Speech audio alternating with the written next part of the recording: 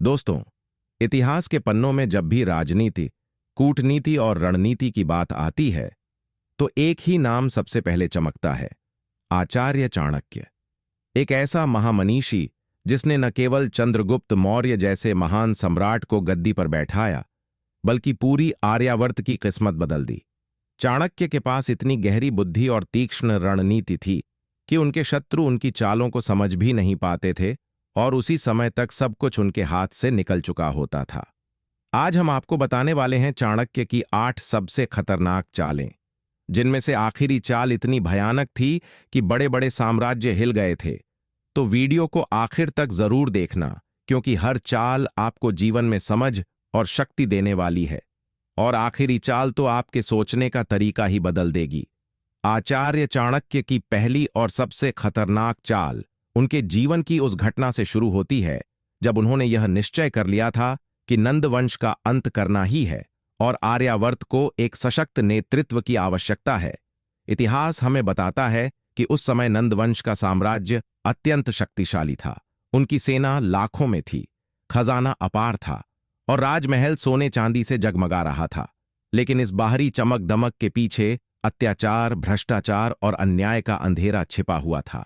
आम जनता पीड़ित थी, किसान रो रहे थे, छोटे छोटे राज्यों और ग्रामों को नंद शासक लूटते थे, प्रजा की आवाज को दबा दिया जाता था और राजा घमंड में अंधा होकर केवल विलासिता और मदिरा में डूबा रहता था। ऐसे समय में चाणक्य का यह समझना कि सिर्फ उपदेश, केवल ज्ञान या केवल नैतिक बातें इस अत्याचारी शासन को नहीं गिरा सकती, बल्कि इसके लिए एक सुनियोजित चाल की जरूरत है। यही उनकी पहली रणनीति का बीज था। चाणक्य जानते थे कि नंद वंश को सीधे युद्ध में चुनौती देना असंभव है, क्योंकि उनकी शक्ति बहुत विशाल है। इसलिए उन्होंने वह चाल चली जो इतिहास में सबसे चौंकाने वाली है। उन्होंने उस बच्चे को खोजा जो देखने में सामान्य था, जिसकी पृष्ठभूमि साधारण थी, लेकिन जिसकी आंखों में राजसत्ता का तेज था, और वह बच्चा था चंद्रगुप्त। चाणक्य की पहली चाल यही थी कि उन्होंने दुश्मन को हराने के लिए कोई सैनिक या कोई बड़ा राजा नहीं चुना, बल्कि एक अनजान, गुमनाम, गरीब परिवार का बच्चा चुन लिया।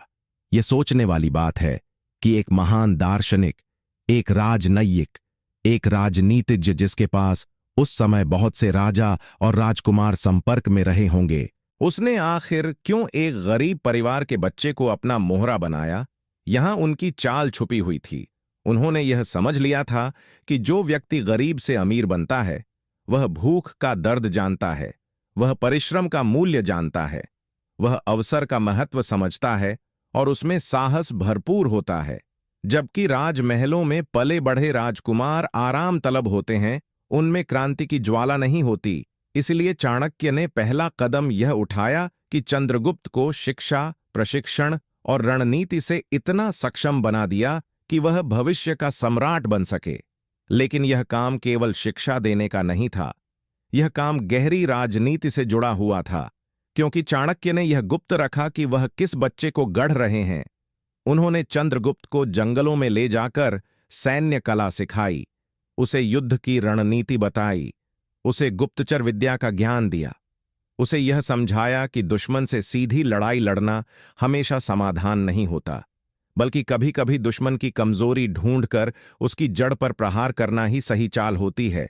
यह सोचिए कि एक ऐसा बच्चा जो कभी सामान्य नागरिक की तरह जीता था, अचानक उसे यह बताया जाए कि उसका भाग्य उसे सम्राट बनाने वाला है। उसके भीतर कैसी आग जागृत होगी? यही आग चाणक्य जगाना चाहते थे, और उन्होंने यह काम पूरी गोपनीयता में किया। अगर नंद को यह पता चल जाता कि कोई गुप्त रूप से नया राजा तैयार हो रहा है, तो वे तुरंत उसका अंत कर देते।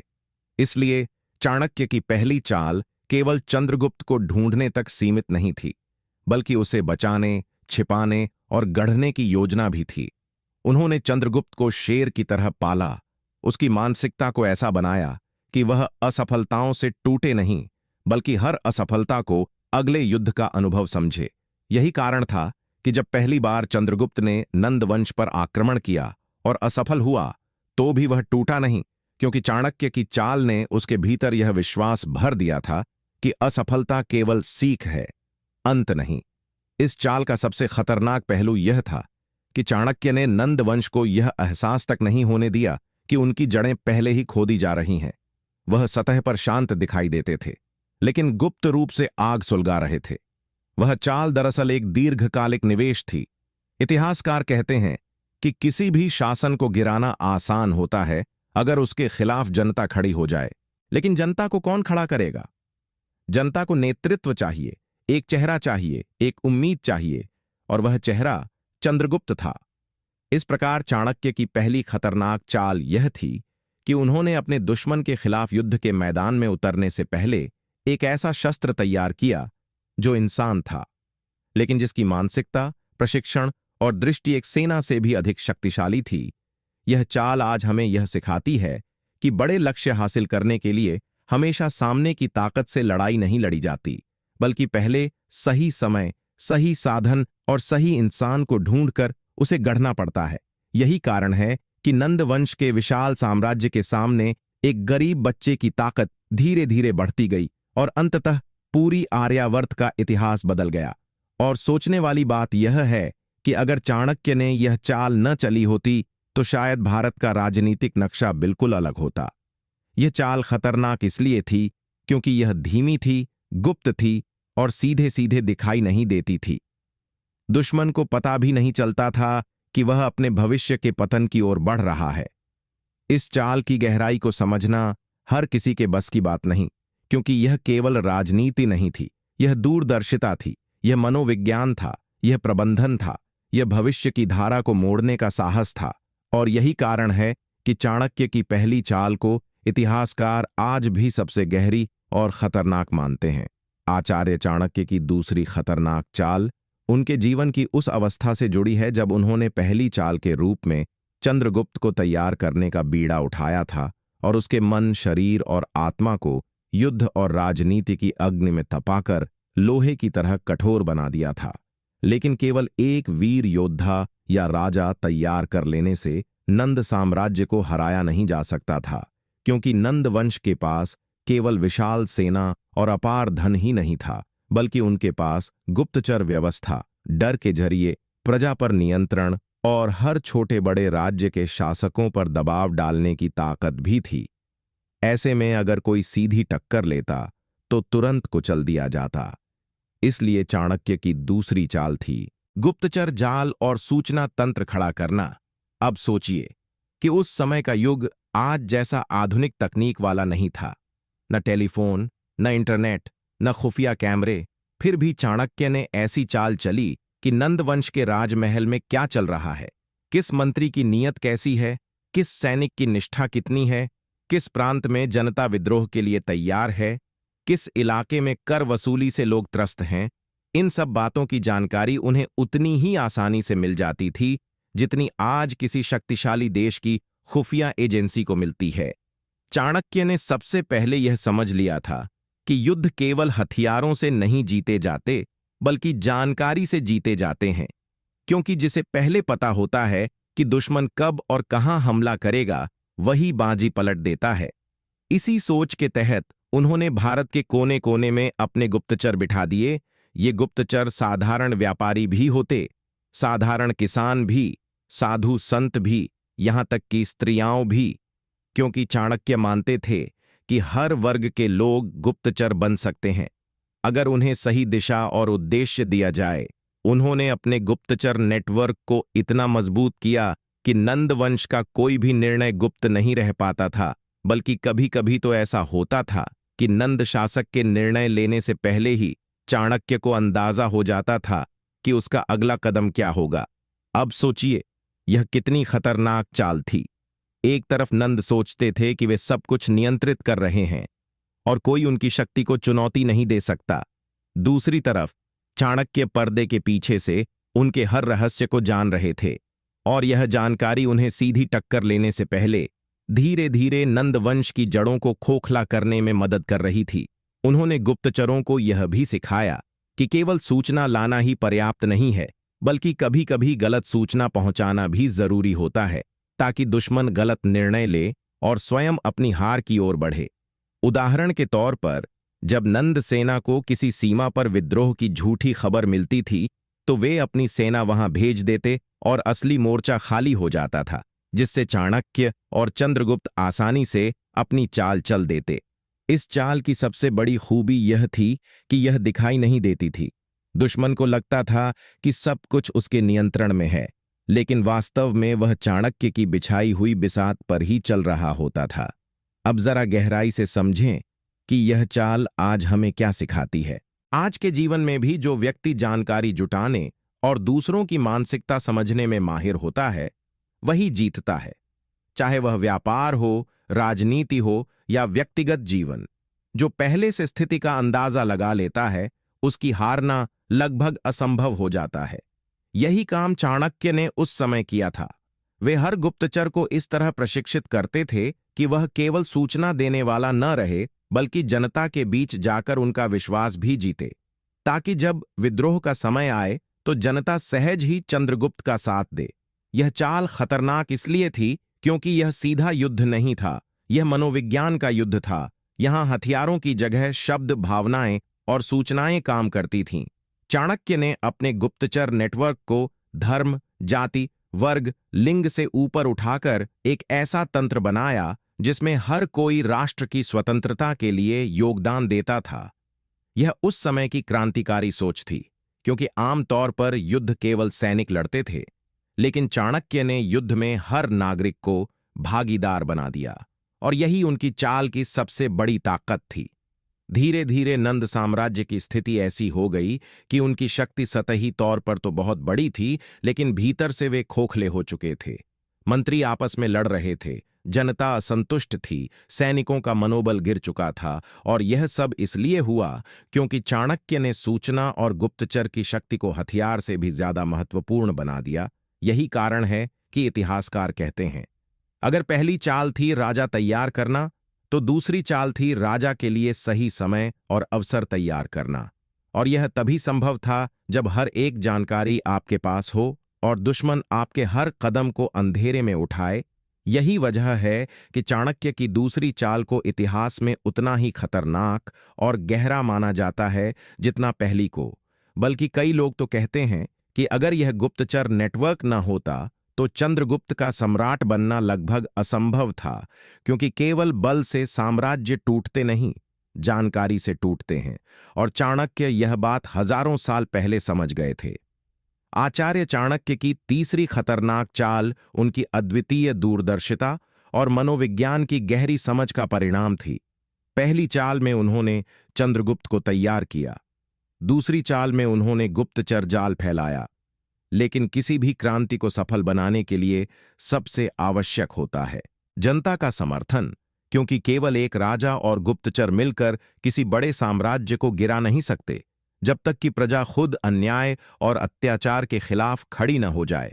और यहीं चाणक्य ने तीसरी चाल चली, जनता के मन में विद्रोह की चिंगारी जलाना। अब सोचिए, उस समय नंद साम्राज्य की जनता कैसी स्थिति में थी। किसानों पर अत्यधिक कर लगाए जाते थे, व्यापारियों से जबरदस्ती धन वसूला जाता था, साधारण नागरिक को न्याय पाने के लिए भी रिश्वत देनी पड़ती थी, जबकि महल के भीतर नंद शासक विलासिता में डूबे रहते थे। आम आदमी की आवाज न सुनी जाती थी, न उसकी पीड़ा समझी जाती थी। यही कारण था कि धीरे धीरे जनता के भीतर असंतोष पनप रहा था। लेकिन असंतोष अगर बिखरा हुआ हो तो उसका कोई असर नहीं होता, उसे एक दिशा और नेतृत्व चाहिए होता है। और चाणक्य ने यह गहराई से समझ लिया था कि अगर जनता को संगठित कर दिया जाए तो नंद साम्राज्य की जड़ें हिल जाएंगी। इसलिए उन्होंने तीसरी चाल के रूप में जनता को संगठित करने और उनके भीतर विद्रोह की भावना जगाने का कार्य शुरू किया। लेकिन यह काम इतना आसान नहीं था, क्योंकि उस समय जनता भयभीत थी। वे नंद के सैनिकों से डरते थे। वे सोचते थे कि कोई भी आवाज उठाने वाला तुरंत मार दिया जाएगा या जेल में डाल दिया जाएगा। इसलिए चाणक्य ने पहले उनकी मानसिकता को बदला। उन्होंने जगह जगह घूमकर साधु का वेश धारण किया, विद्वान का रूप लिया, गुरु की तरह उपदेश दिए। और इस उपदेश में उन्होंने केवल धर्म या नीति की बातें नहीं की, बल्कि जनता को यह बताया कि अन्याय सहना भी पाप है। अगर कोई राजा प्रजा का शोषण करता है तो उसका विरोध करना ही सच्चा धर्म है। उन्होंने यह विचार आम लोगों के दिल दिमाग में बैठा दिया कि एक अन्यायी शासक केवल तभी टिक सकता है जब जनता चुप रहे, और अगर जनता जाग जाए तो सबसे शक्तिशाली साम्राज्य भी पल भर में ढह सकता है। धीरे धीरे उनकी बातें असर करने लगीं। किसान यह सोचने लगे कि हम क्यों अपने ही खून पसीने की कमाई को उन लोगों को दें जो हमें ही पीड़ा देते हैं। व्यापारी सोचने लगे कि क्यों हम अपनी मेहनत से कमाए धन को उस राजा को दें जो हमारे लिए न्याय नहीं करता। और सैनिक भी यह सोचने लगे कि क्यों वे उस राजा की रक्षा करें जो उन्हें केवल मोहरे की तरह इस्तेमाल करता है। यहीं से जनता में असंतोष से आगे बढ़कर विद्रोह की भावना पैदा होने लगी। लेकिन चाणक्य यहीं नहीं रुके। उन्होंने जनता को यह भी भरोसा दिलाया कि जब सही समय आएगा तो उन्हें एक सच्चा नेता मिलेगा, और वह नेता चंद्रगुप्त ही होगा। इस तरह उन्होंने धीरे धीरे जनता के दिलों में चंद्रगुप्त की छवि बना दी। लेकिन ध्यान रहे कि उन्होंने यह सब गुप्त रूप से किया।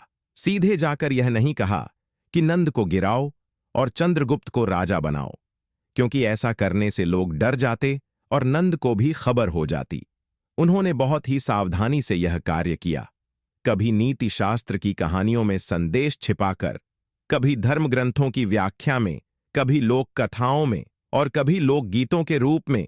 इस तरह उनकी बातें लोगों की जुबान पर चढ़ गईं और बिना किसी खुले विद्रोह के जनता के भीतर नंद साम्राज्य के प्रति नफरत और चंद्रगुप्त के प्रति विश्वास बढ़ने लगा।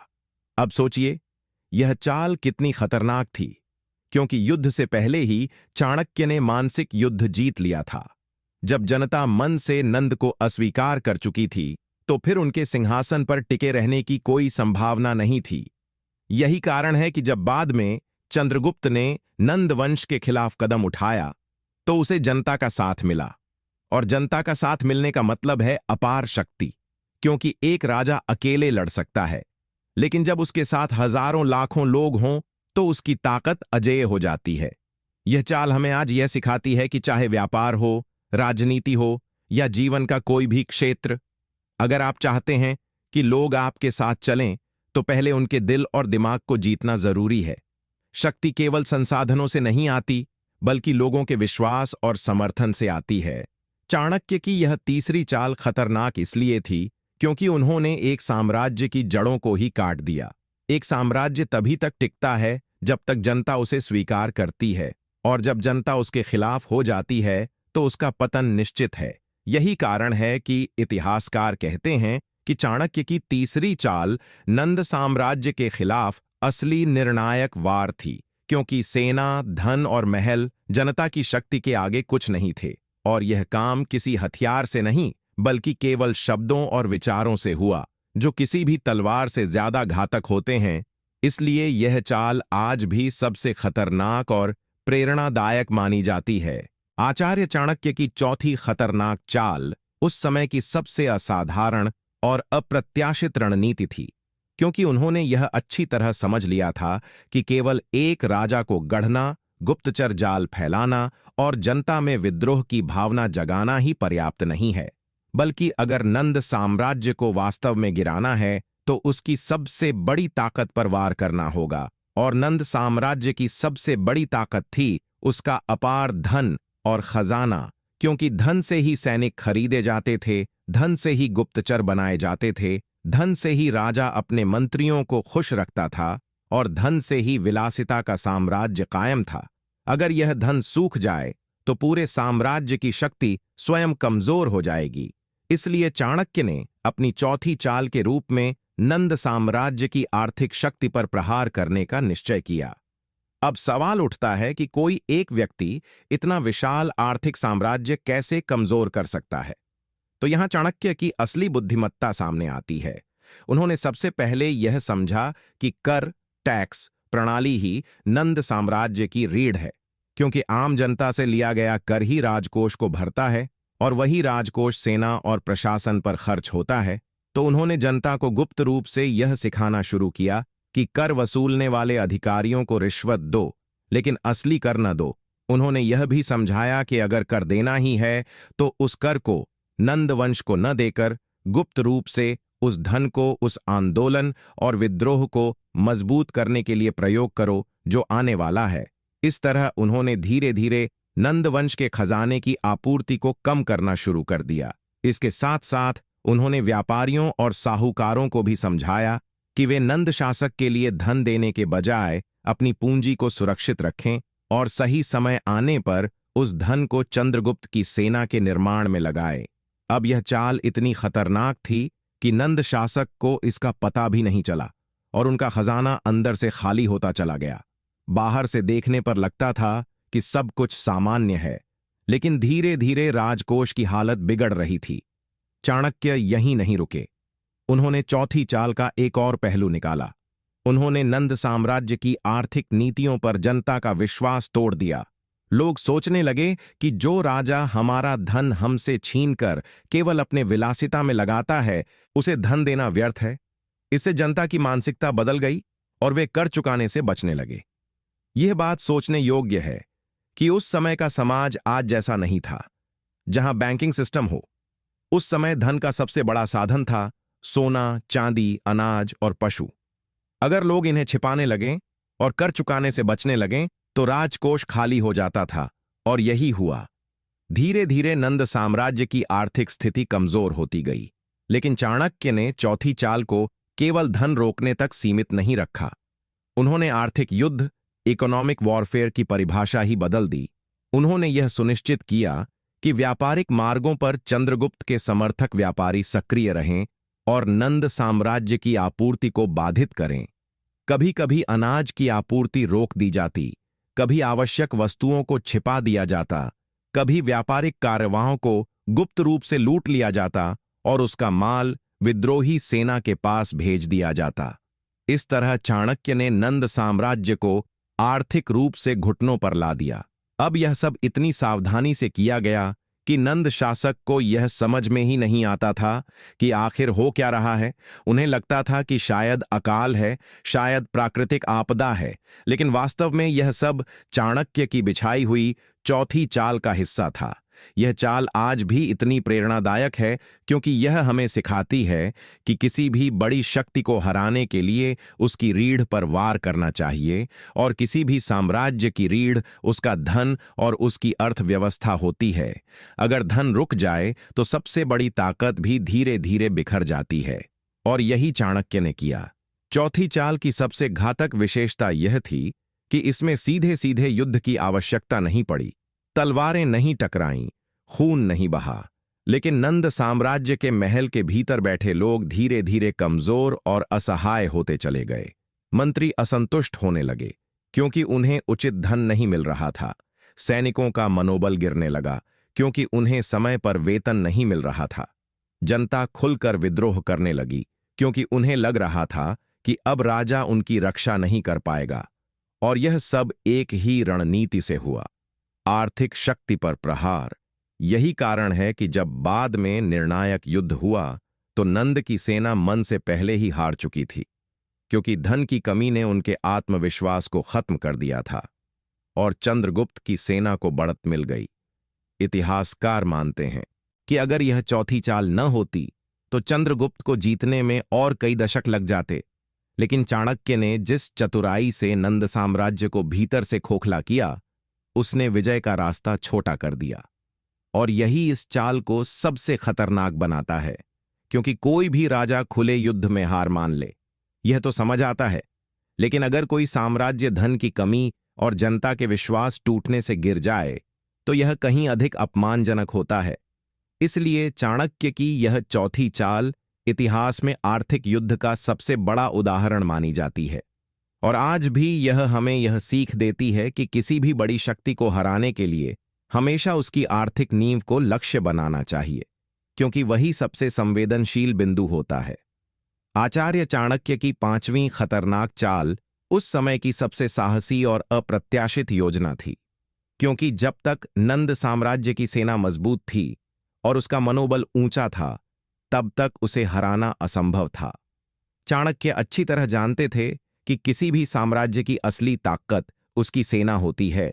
अगर सेना राजा के प्रति वफादार रहे तो कोई बाहरी ताकत उसका कुछ नहीं बिगाड़ सकती, लेकिन अगर वही सेना धीरे धीरे अपने ही राजा पर से विश्वास खो दे तो साम्राज्य पलक झपकते ही ढह जाता है।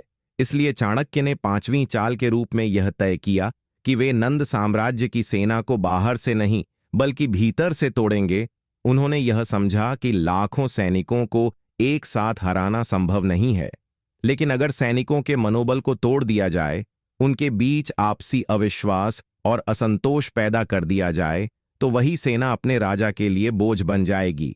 इस सोच के तहत उन्होंने सबसे पहले सेना की कमजोरियों का अध्ययन किया। उन्होंने गुप्तचरों के माध्यम से यह पता लगाया कि किन सैनिकों को समय पर वेतन नहीं मिलता, किन्हें लगातार युद्ध में झोंका जाता है, किन की पदोन्नति रोकी गई है, किन अधिकारियों का व्यवहार अत्याचारी है और किन सैनिकों के परिवार करों के बोझ से दबे हुए हैं। जब यह जानकारी मिली तो चाणक्य ने गुप्त रूप से सैनिकों तक यह संदेश पहुंचाना शुरू किया कि उनका राजा उनकी परवाह नहीं करता, बल्कि केवल उनका इस्तेमाल करता है।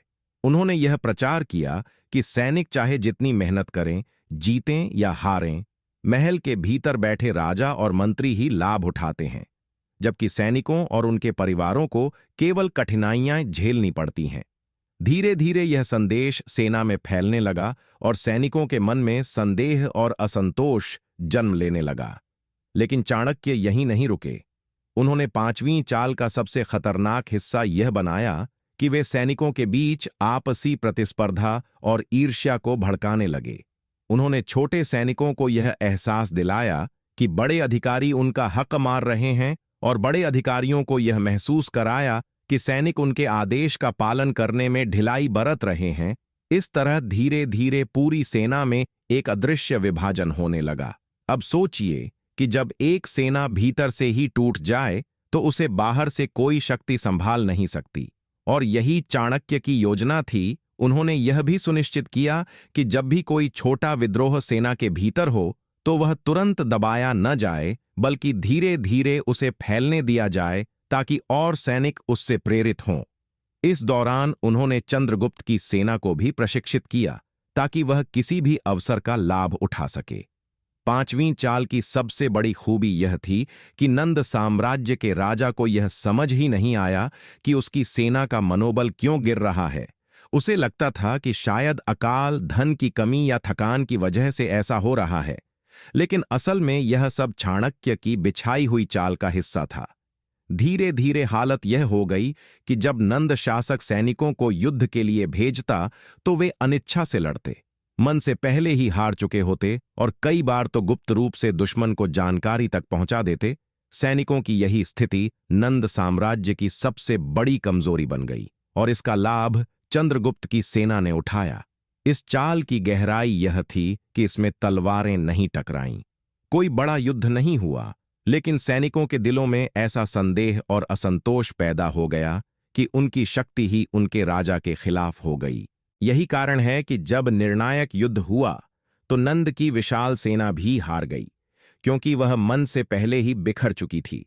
चाणक्य की यह पांचवीं चाल हमें यह सिखाती है कि किसी भी बड़ी शक्ति को हराने के लिए केवल बाहरी प्रहार नहीं, बल्कि अंदर से उसकी एकता को तोड़ना जरूरी है। जब एकता टूट जाती है तो सबसे बड़ी ताकत भी कांच की तरह बिखर जाती है, और यही चाणक्य ने किया। उन्होंने सेना को भीतर से कमजोर कर दिया, और यह कार्य इतना गुप्त और धीमा था कि किसी को पता भी नहीं चला कि यह सब किसने किया। इसलिए इसे उनकी सबसे खतरनाक और चौंकाने वाली चालों में से एक माना जाता है। आचार्य चाणक्य की छठी चाल इतिहास में सबसे अनोखी और खतरनाक थी, क्योंकि इसमें उन्होंने किसी तलवार, किसी युद्ध, किसी सीधे सैन्य टकराव का इस्तेमाल नहीं किया, बल्कि उन्होंने यह सिद्ध कर दिया कि यदि किसी साम्राज्य की आर्थिक नींव हिल जाए तो चाहे वह कितना भी बड़ा और शक्तिशाली क्यों न हो, उसकी दीवारें खुद ब खुद ढह जाती हैं। यही वजह थी कि उन्होंने नंद साम्राज्य के खिलाफ एक आर्थिक युद्ध छेड़ दिया। दरअसल चाणक्य ने अपने गहन अध्ययन और गुप्तचरों की रिपोर्ट से यह जान लिया था कि नंद साम्राज्य जितना विशाल दिखता है, उतना ही उसकी जड़ें कमजोर थीं, क्योंकि उसका पूरा तंत्र कर संग्रह, टैक्स कलेक्शन और जनता से लूट पर आधारित था। नंद शासक अपने विलास और ऐश्वर्य में इतना डूबा हुआ था कि वह दिन रात केवल महल की सुख सुविधाओं और नृत्य गान में मग्न रहता था, जबकि आम जनता और व्यापारी वर्ग करों के बोझ से दबे जा रहे थे। चाणक्य ने समझ लिया कि यदि इसी व्यापार और कर प्रणाली को भीतर से बाधित कर दिया जाए तो नंद साम्राज्य की आय का सबसे बड़ा स्रोत सूख जाएगा। इसलिए उन्होंने छठी चाल के तहत यह योजना बनाई कि गुप्त रूप से व्यापारियों और किसानों में यह प्रचार किया जाए कि नंद शासन उन्हें केवल लूट रहा है और उनके हित में कुछ नहीं कर रहा। उन्होंने अपने गुप्तचरों और सहयोगियों को गांव-गांव, नगर-नगर भेजा, जिन्होंने यह संदेश फैलाया कि कर देना बंद करो, यह राजा केवल तुम्हें गुलाम बना रहा है। अपने अनाज को छिपा लो, अपनी उपज को गुप्त रूप से बेचो और कर वसूलने वालों को कुछ मत दो। धीरे धीरे यह आंदोलन फैलने लगा और व्यापारी वर्ग ने भी इसमें हिस्सा लेना शुरू कर दिया, क्योंकि वे पहले से ही शोषित थे। परिणाम यह हुआ कि नंद साम्राज्य की खजाने में आने वाली आय अचानक घटने लगी। सैनिकों की तनख्वाहें देर से मिलने लगीं और अधिकारियों के खर्च पूरे होने बंद हो गए। लेकिन चाणक्य यहीं नहीं रुके। उन्होंने छठी चाल की धार को और तेज करते हुए यह योजना बनाई कि वे नकली सिक्के बाजार में चलाएंगे, ताकि नंद शासन की मुद्रा प्रणाली ही अविश्वसनीय हो जाए। उन्होंने कुशल कारीगरों और सुनारों की मदद से ऐसे नकली सिक्के बनाए जो असली से अलग न पहचाने जा सकें, और उन्हें व्यापारियों के माध्यम से पूरे साम्राज्य में फैला दिया। अब सोचिए, जब मुद्रा ही अविश्वसनीय हो जाए तो व्यापार कैसे चलेगा? व्यापारी असली और नकली का फर्क नहीं कर पाते, और धीरे धीरे उन्होंने नंद शासन की मुद्रा पर से विश्वास खोना शुरू कर दिया। इसका सीधा असर यह हुआ कि कर संग्रह लगभग ठप्प हो गया। व्यापारी गुप्त रूप से अपना माल बेचने लगे, किसान अपनी उपज छुपाने लगे और जनता खुलेआम कर वसूलने वालों का विरोध करने लगी। इतना ही नहीं, चाणक्य ने छठी चाल में यह भी सुनिश्चित किया कि नंद साम्राज्य की सप्लाई लाइन, यानी अनाज, कपड़ा और धातु की आपूर्ति पर नियंत्रण पा लिया जाए। उन्होंने अपने अनुयायियों और चंद्रगुप्त की सेना को इस तरह तैयार किया कि वे रातों रात गोदामों और व्यापारिक कारवां पर हमला करके उनका सामान छीन लें और उसे जनता में बांट दें। इससे जनता का विश्वास चाणक्य और चंद्रगुप्त पर बढ़ता गया और वे धीरे धीरे जननायक बनते चले गए, जबकि नंद शासन के प्रति जनता का क्रोध बढ़ता गया। आर्थिक संकट का असर सीधा सैन्य शक्ति पर पड़ा, क्योंकि बिना खजाने के सैनिकों को वेतन नहीं मिला, बिना अनाज के सेना का पेट नहीं भरा और बिना संसाधनों के युद्ध की तैयारी नहीं हो सकी। यही वह बिंदु था जिसका इंतजार चाणक्य कर रहे थे। उनकी छठी चाल ने साबित कर दिया कि युद्ध केवल मैदान में नहीं जीते जाते, बल्कि दुश्मन की जेब खाली करके भी उसे हराया जा सकता है। नंद शासक को यह समझ ही नहीं आया कि उसकी आय अचानक क्यों घट रही है। उसे लगा कि शायद अकाल और व्यापार में कमी की वजह से ऐसा हो रहा है, लेकिन असलियत यह थी कि यह सब चाणक्य की बनाई हुई अदृश्य रणनीति थी। धीरे धीरे यह आर्थिक युद्ध इतना भयानक हो गया कि नंद साम्राज्य के बड़े बड़े मंत्री और अधिकारी भी राजा पर से विश्वास खोने लगे, क्योंकि उन्हें लगता था कि अब राजा उनके खर्च और आवश्यकताओं को पूरा नहीं कर सकता। सैनिकों का मनोबल गिर चुका था और जनता विद्रोह के लिए तैयार बैठी थी। इतिहास में यह छठी चाल इसलिए सबसे खतरनाक मानी जाती है क्योंकि इसमें कोई रक्तपात नहीं हुआ, लेकिन नंद साम्राज्य की नींव भीतर से खोखली हो गई। चाणक्य ने यह सिद्ध कर दिया कि शक्ति केवल शस्त्रों से नहीं आती, बल्कि अर्थव्यवस्था पर नियंत्रण ही असली साम्राज्य की ताकत है, और यदि उसे कमजोर कर दिया जाए तो कोई भी साम्राज्य स्वयं ही गिर जाता है। इस चाल की प्रेरणा हमें यह सिखाती है कि जीवन में चाहे कितना भी बड़ा शत्रु सामने क्यों न हो, यदि हम उसकी सबसे कमजोर नस पहचान लें और उस पर प्रहार करें तो बिना संघर्ष किए ही जीत हमारी होगी। यही कारण है कि चाणक्य की छठी चाल को इतिहासकार आर्थिक युद्ध का सबसे प्राचीन और सफल उदाहरण मानते हैं, और यह सचमुच आज तक सबसे खतरनाक चालों में गिनी जाती है। आचार्य चाणक्य की 7वीं चाल वह अद्भुत और चौंकाने वाली रणनीति थी जिसने न केवल तत्काल युद्ध की दशा पलट दी, बल्कि आगे चलकर शासन निर्माण और सत्ता के स्थायित्व के सिद्धांत ही बदल दिए। यह चाल साधारण सैन्य चालों से बिल्कुल अलग थी। यह चाल सिस्टम हाईजैकिंग और संस्थागत कब्जे की थी, जहां चाणक्य ने समझ लिया कि किसी भी राज्य या साम्राज्य को केवल एक बड़ा विजेता नहीं चाहिए, बल्कि उसे दीर्घकालिक रूप से स्थिर और नियंत्रित करने के लिए उसके भीतर के संस्थानों, नियमों और विधानों को अपनी समझ के अनुरूप मोड़ना होता है। इसलिए उन्होंने 7वीं चाल में नंदवंश की प्रशासनिक, न्यायिक और धार्मिक संस्थाओं में ऐसी तह तक पैठ बनाई कि जब बाहरी लड़ाई जीती भी जाएगी तो शासन का असली नियंत्रण उनके सांचे के अनुसार ही चलता रहे। इस चाल की शुरुआत चाणक्य ने छोटे छोटे चतुर कदमों से की। सबसे पहले उन्होंने पता लगाया कि किस जिले का कौन सा अधिकारी कमजोर है, किस न्यायाधीश पर रिश्वत का प्रभाव है, किस पुरोहित के वश में कितना जनमानस है और किन नगरों के व्यापारिक गुट राजा से अधिक प्रभावित हैं।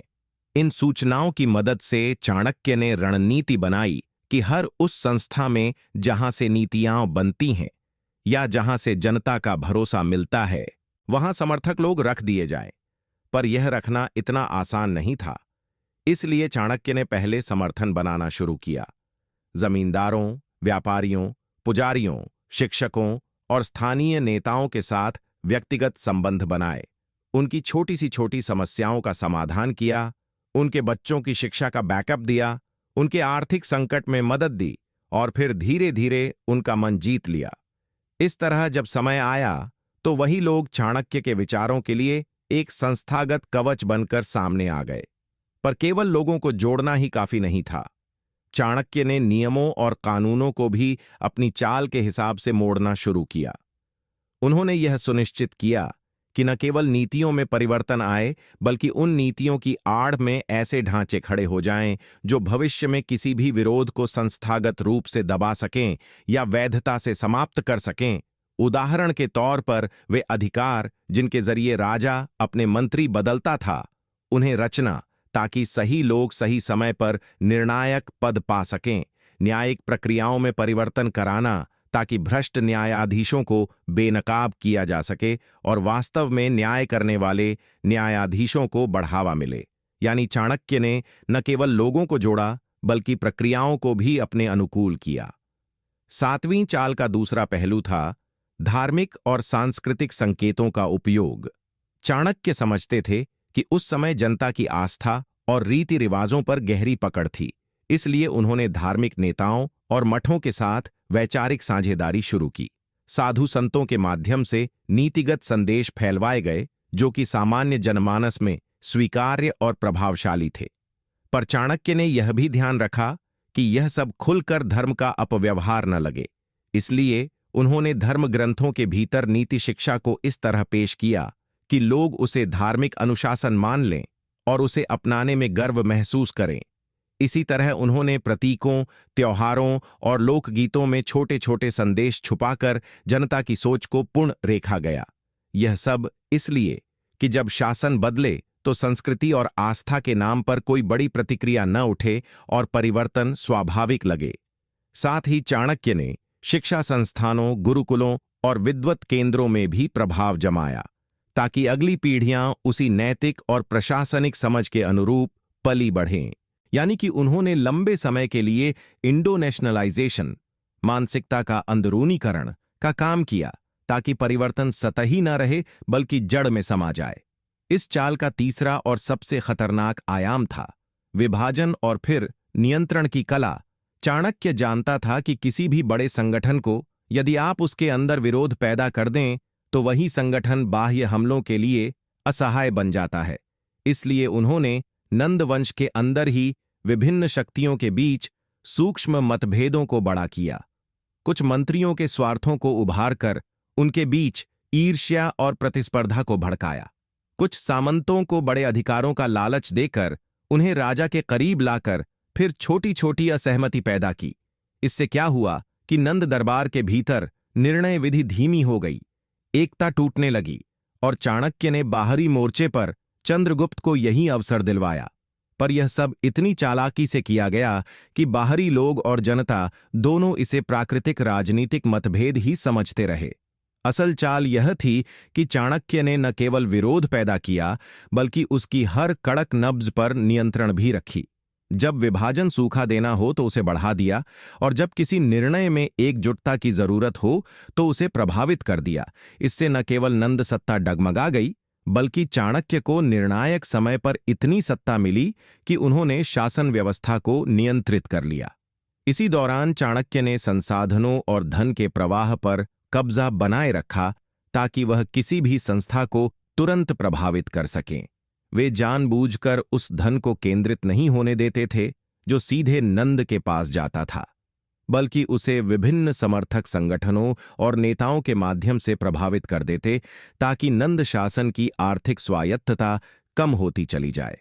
और क्योंकि उन्होंने प्रशासनिक, धार्मिक, आर्थिक और सामाजिक सभी धागों को समन्वित किया था, इसलिए जब अंतिम समय आया और चंद्रगुप्त को समर्थन दिया गया, तब अदृश्य रूप से बनी हुई वैधानिक, धार्मिक और सामाजिक सहमति ने क्रांति को वैधता दी। जनता और शासन तंत्र के अंदरूनी अंग दोनों ने निर्णय को स्वीकार कर लिया। और इसी प्रकार चाणक्य की 7वीं चाल ने दिखाया कि यदि आप संस्थाओं को समझ लें और उन्हें कठोर व्यवस्थित तरीके से मोड़ दें, तो सत्ता का परिवर्तन सहज, स्थायी और नियंत्रित तरीके से हुआ जा सकता है। यह चाल केवल सत्ता हासिल करने की कला नहीं थी, बल्कि सत्ता बनाए रखने की कला भी थी। चाणक्य ने यह सुनिश्चित किया कि चंद्रगुप्त के आने के बाद शासन संबंधी नियम, कर प्रणाली, प्रशासनिक पदों की संरचना और न्यायिक प्रक्रियाएं ऐसी हों कि असंतुलन पैदा करने वाले तत्व स्वतः खत्म हो जाए, या फिर जिन लोगों ने परिवर्तन में योगदान दिया था उन्हें वैध अधिकार मिल जाए, ताकि वे न केवल संतुष्ट हों बल्कि शासन की मजबूती में हाथ बटाए। इसके अलावा चाणक्य ने 7वीं चाल में सक्सेशन प्लानिंग यानी उत्तराधिकार की नीति पर भी ध्यान दिया। उन्होंने राजा के निकटस्थ परिजनों और संभावित प्रतिद्वंद्वियों के हितों को समझा, उन्हें सत्ता का हिस्सा बनाकर उनकी आकांक्षाओं को नियंत्रित किया ताकि भविष्य में सत्ता संघर्ष का मार्ग कठिन हो, अर्थात केवल विजय के बाद की नहीं बल्कि अगली पीढ़ी की शांति और स्थायित्व का भी ध्यान रखा गया। इस चाल की सूक्ष्मता यह थी कि सब कुछ पारदर्शी तो दिखता ही था, पर असल में अंदर से पूरी प्रणाली संशोधित हो चुकी थी। नंद के जिन शस्त्रों से वह सुरक्षित रहते थे, वही शस्त्र अब उनके खिलाफ काम करने लगे। और जब यह सब हुआ तो परिणाम भयानक था। नंद वंश ने केवल बाहरी दबाव से नहीं बल्कि अपने ही बनाए हुए संस्थानों और नियमों के कारण स्वयं ही अपनी औकात खो दी। यह चाणक्य की सबसे खतरनाक चाल इसलिए मानी जाती है क्योंकि इसमें न तो थूक खून की सीधी टकराहट जरूरी थी, न ही कोई बड़ी सैन्य चाल का भव्य प्रदर्शन। यह चाल धीरे धीरे, व्यवस्थित रूप से और सोच समझकर एक पूरे शासन की आत्मा को मोड़कर उस पर अपना अधिकार जमा लेती है। यह चाल आज के समय में भी प्रासंगिक है। चाहे आप एक व्यापार संगठन बदलना चाहें, एक राजनीतिक दल में प्रभाव बनाना चाहते हों या किसी समाज में दीर्घकालिक परिवर्तन लाना चाहें, मूल तत्व वही हैं। संस्थानों को समझो, नियमों को पढ़ो, संस्कृति और विश्वास को अपनाओ और फिर भीतर से प्रणाली को बदलो। इसीलिए चाणक्य की 7वीं चाल केवल इतिहास की एक घटना नहीं बनी, वह एक शास्त्र बन गई जिसका हर छात्र, प्रशासक और रणनीतिकार आज भी आदर के साथ अध्ययन करता है। और यदि आप इसके गूढ़ भाव को समझते हैं तो आप जानेंगे कि असली खतरनाक चाल वे नहीं होती जो तेज और शोर शराबे में चलें। असली खतरनाक चालें वे होती हैं जो चुपके से प्रणाली के भीतर जाकर उसकी धड़कन बदल दें। और यह सीख सबसे बड़ा उपहार है जो चाणक्य की 7वीं चाल हमें दे जाती है। आचार्य चाणक्य की 8वीं और आखिरी चाल वह थी जिसे इतिहासकारों ने निर्णायक संहारक रणनीति कहा है, क्योंकि यह चाल किसी एक युद्ध तक सीमित नहीं थी, बल्कि यह चाणक्य के पूरे जीवन की बुद्धि, धैर्य, अनुभव और दूरदर्शिता का अंतिम सार थी। नंद साम्राज्य को भीतर से तोड़ने, उसकी सेना को कमजोर करने, उसकी अर्थव्यवस्था को खोखला करने, उसके दरबार में फूट डालने और उसकी संस्थाओं पर नियंत्रण करने के बाद अब समय आ गया था कि अंतिम प्रहार किया जाए। पर चाणक्य अच्छी तरह जानते थे कि केवल युद्ध जीतना ही काफी नहीं है, बल्कि युद्ध के बाद ऐसी स्थायी व्यवस्था बनानी होगी जो आने वाली पीढ़ियों तक इस विजय को सुरक्षित रख सके। इसलिए उनकी 8वीं चाल दोहरी थी। पहला हिस्सा था नंद वंश का अंतिम और पूर्ण विनाश, और दूसरा हिस्सा था एक नए साम्राज्य की ऐसी नींव डालना जो सदियों तक अडिग खड़ी रहे। इस चाल के पहले चरण में चाणक्य ने चंद्रगुप्त को आदेश दिया कि अब निर्णायक युद्ध का समय आ गया है, लेकिन युद्ध केवल तलवारों से नहीं बल्कि रणनीति और मनोबल से जीता जाएगा। उन्होंने पहले से तैयार की गई कमजोरियों का लाभ उठाया। नंद की सेना पहले ही असंतुष्ट थी, उसकी आर्थिक आपूर्ति टूट चुकी थी और जनता का भरोसा भी शासन से उठ चुका था। इसलिए चाणक्य ने युद्धभूमि में उतरने से पहले ही यह सुनिश्चित कर लिया कि नंद की सेना का आधा हिस्सा मन से हार चुका हो। गुप्तचरों और संदेशवाहकों के माध्यम से यह खबर फैलाई गई कि चंद्रगुप्त की सेना अजेय है, देवताओं का आशीर्वाद उसके साथ है और जो सैनिक नंद की ओर से लड़ेंगे वे व्यर्थ मृत्यु पाएंगे, जबकि जो पक्ष बदल देंगे वे भविष्य के साम्राज्य में सम्मान और इनाम पाएंगे। इस अफवाह ने नंद की विशाल सेना को भीतर से जर्जर कर दिया। जब अंतिम युद्ध की घोषणा हुई तो बाहर से देखने वाले को यह लगता था कि नंद की सेना बहुत बड़ी है और चंद्रगुप्त की सेना छोटी, लेकिन वास्तविकता यह थी कि नंद की सेना का आधा मनोबल पहले ही टूट चुका था। युद्ध शुरू हुआ। चाणक्य ने इसे चरणों में बांटा। पहले चरण में उन्होंने छोटे छोटे टुकड़ियों में सैनिक भेजकर नंद सेना को थका दिया। दूसरे चरण में अचानक रात को हमला कर दिया, जिससे दुश्मन नींद से ही उठा और तैयार न हो सका। तीसरे चरण में नंद सेना के प्रमुख घोड़े और हाथियों को भयभीत करने के लिए आग और आवाज का प्रयोग किया गया, ताकि उनके अपने युद्ध के पशु ही नियंत्रण से बाहर हो जाए। और अंततः चौथे चरण में चंद्रगुप्त स्वयं मुख्य सेना लेकर उतरे और निर्णायक टकराव हुआ। यह टकराव भले ही छोटा था, लेकिन उसका असर इतना गहरा था कि नंद राजा भागने पर मजबूर हो गया। और वहीं चाणक्य की 8वीं चाल का सबसे कठोर और खतरनाक हिस्सा सामने आया। उन्होंने यह सुनिश्चित किया कि नंद वंश को पूरी तरह समाप्त कर दिया जाए, ताकि भविष्य में कोई अवशेष या शेष सदस्य विद्रोह कर पुनः शक्ति न जुटा सके। नंद राजा को बंदी बनाया गया और इतिहास के अनुसार चाणक्य ने उसे ऐसी सजा दी कि उसका नाम ही भय और घृणा का पर्याय बन गया। कुछ इतिहास कहते हैं कि उसे निर्वासित किया गया, कुछ कहते हैं कि उसका वध किया गया, परंतु सच्चाई यह थी कि चाणक्य ने यह सुनिश्चित किया कि नंद वंश का राजनीतिक अस्तित्व हमेशा के लिए मिट जाए। यही कारण था कि मौर्य वंश की स्थापना इतनी तेजी और स्थायित्व के साथ हो सकी। पर चाणक्य की चाल यहां खत्म नहीं होती।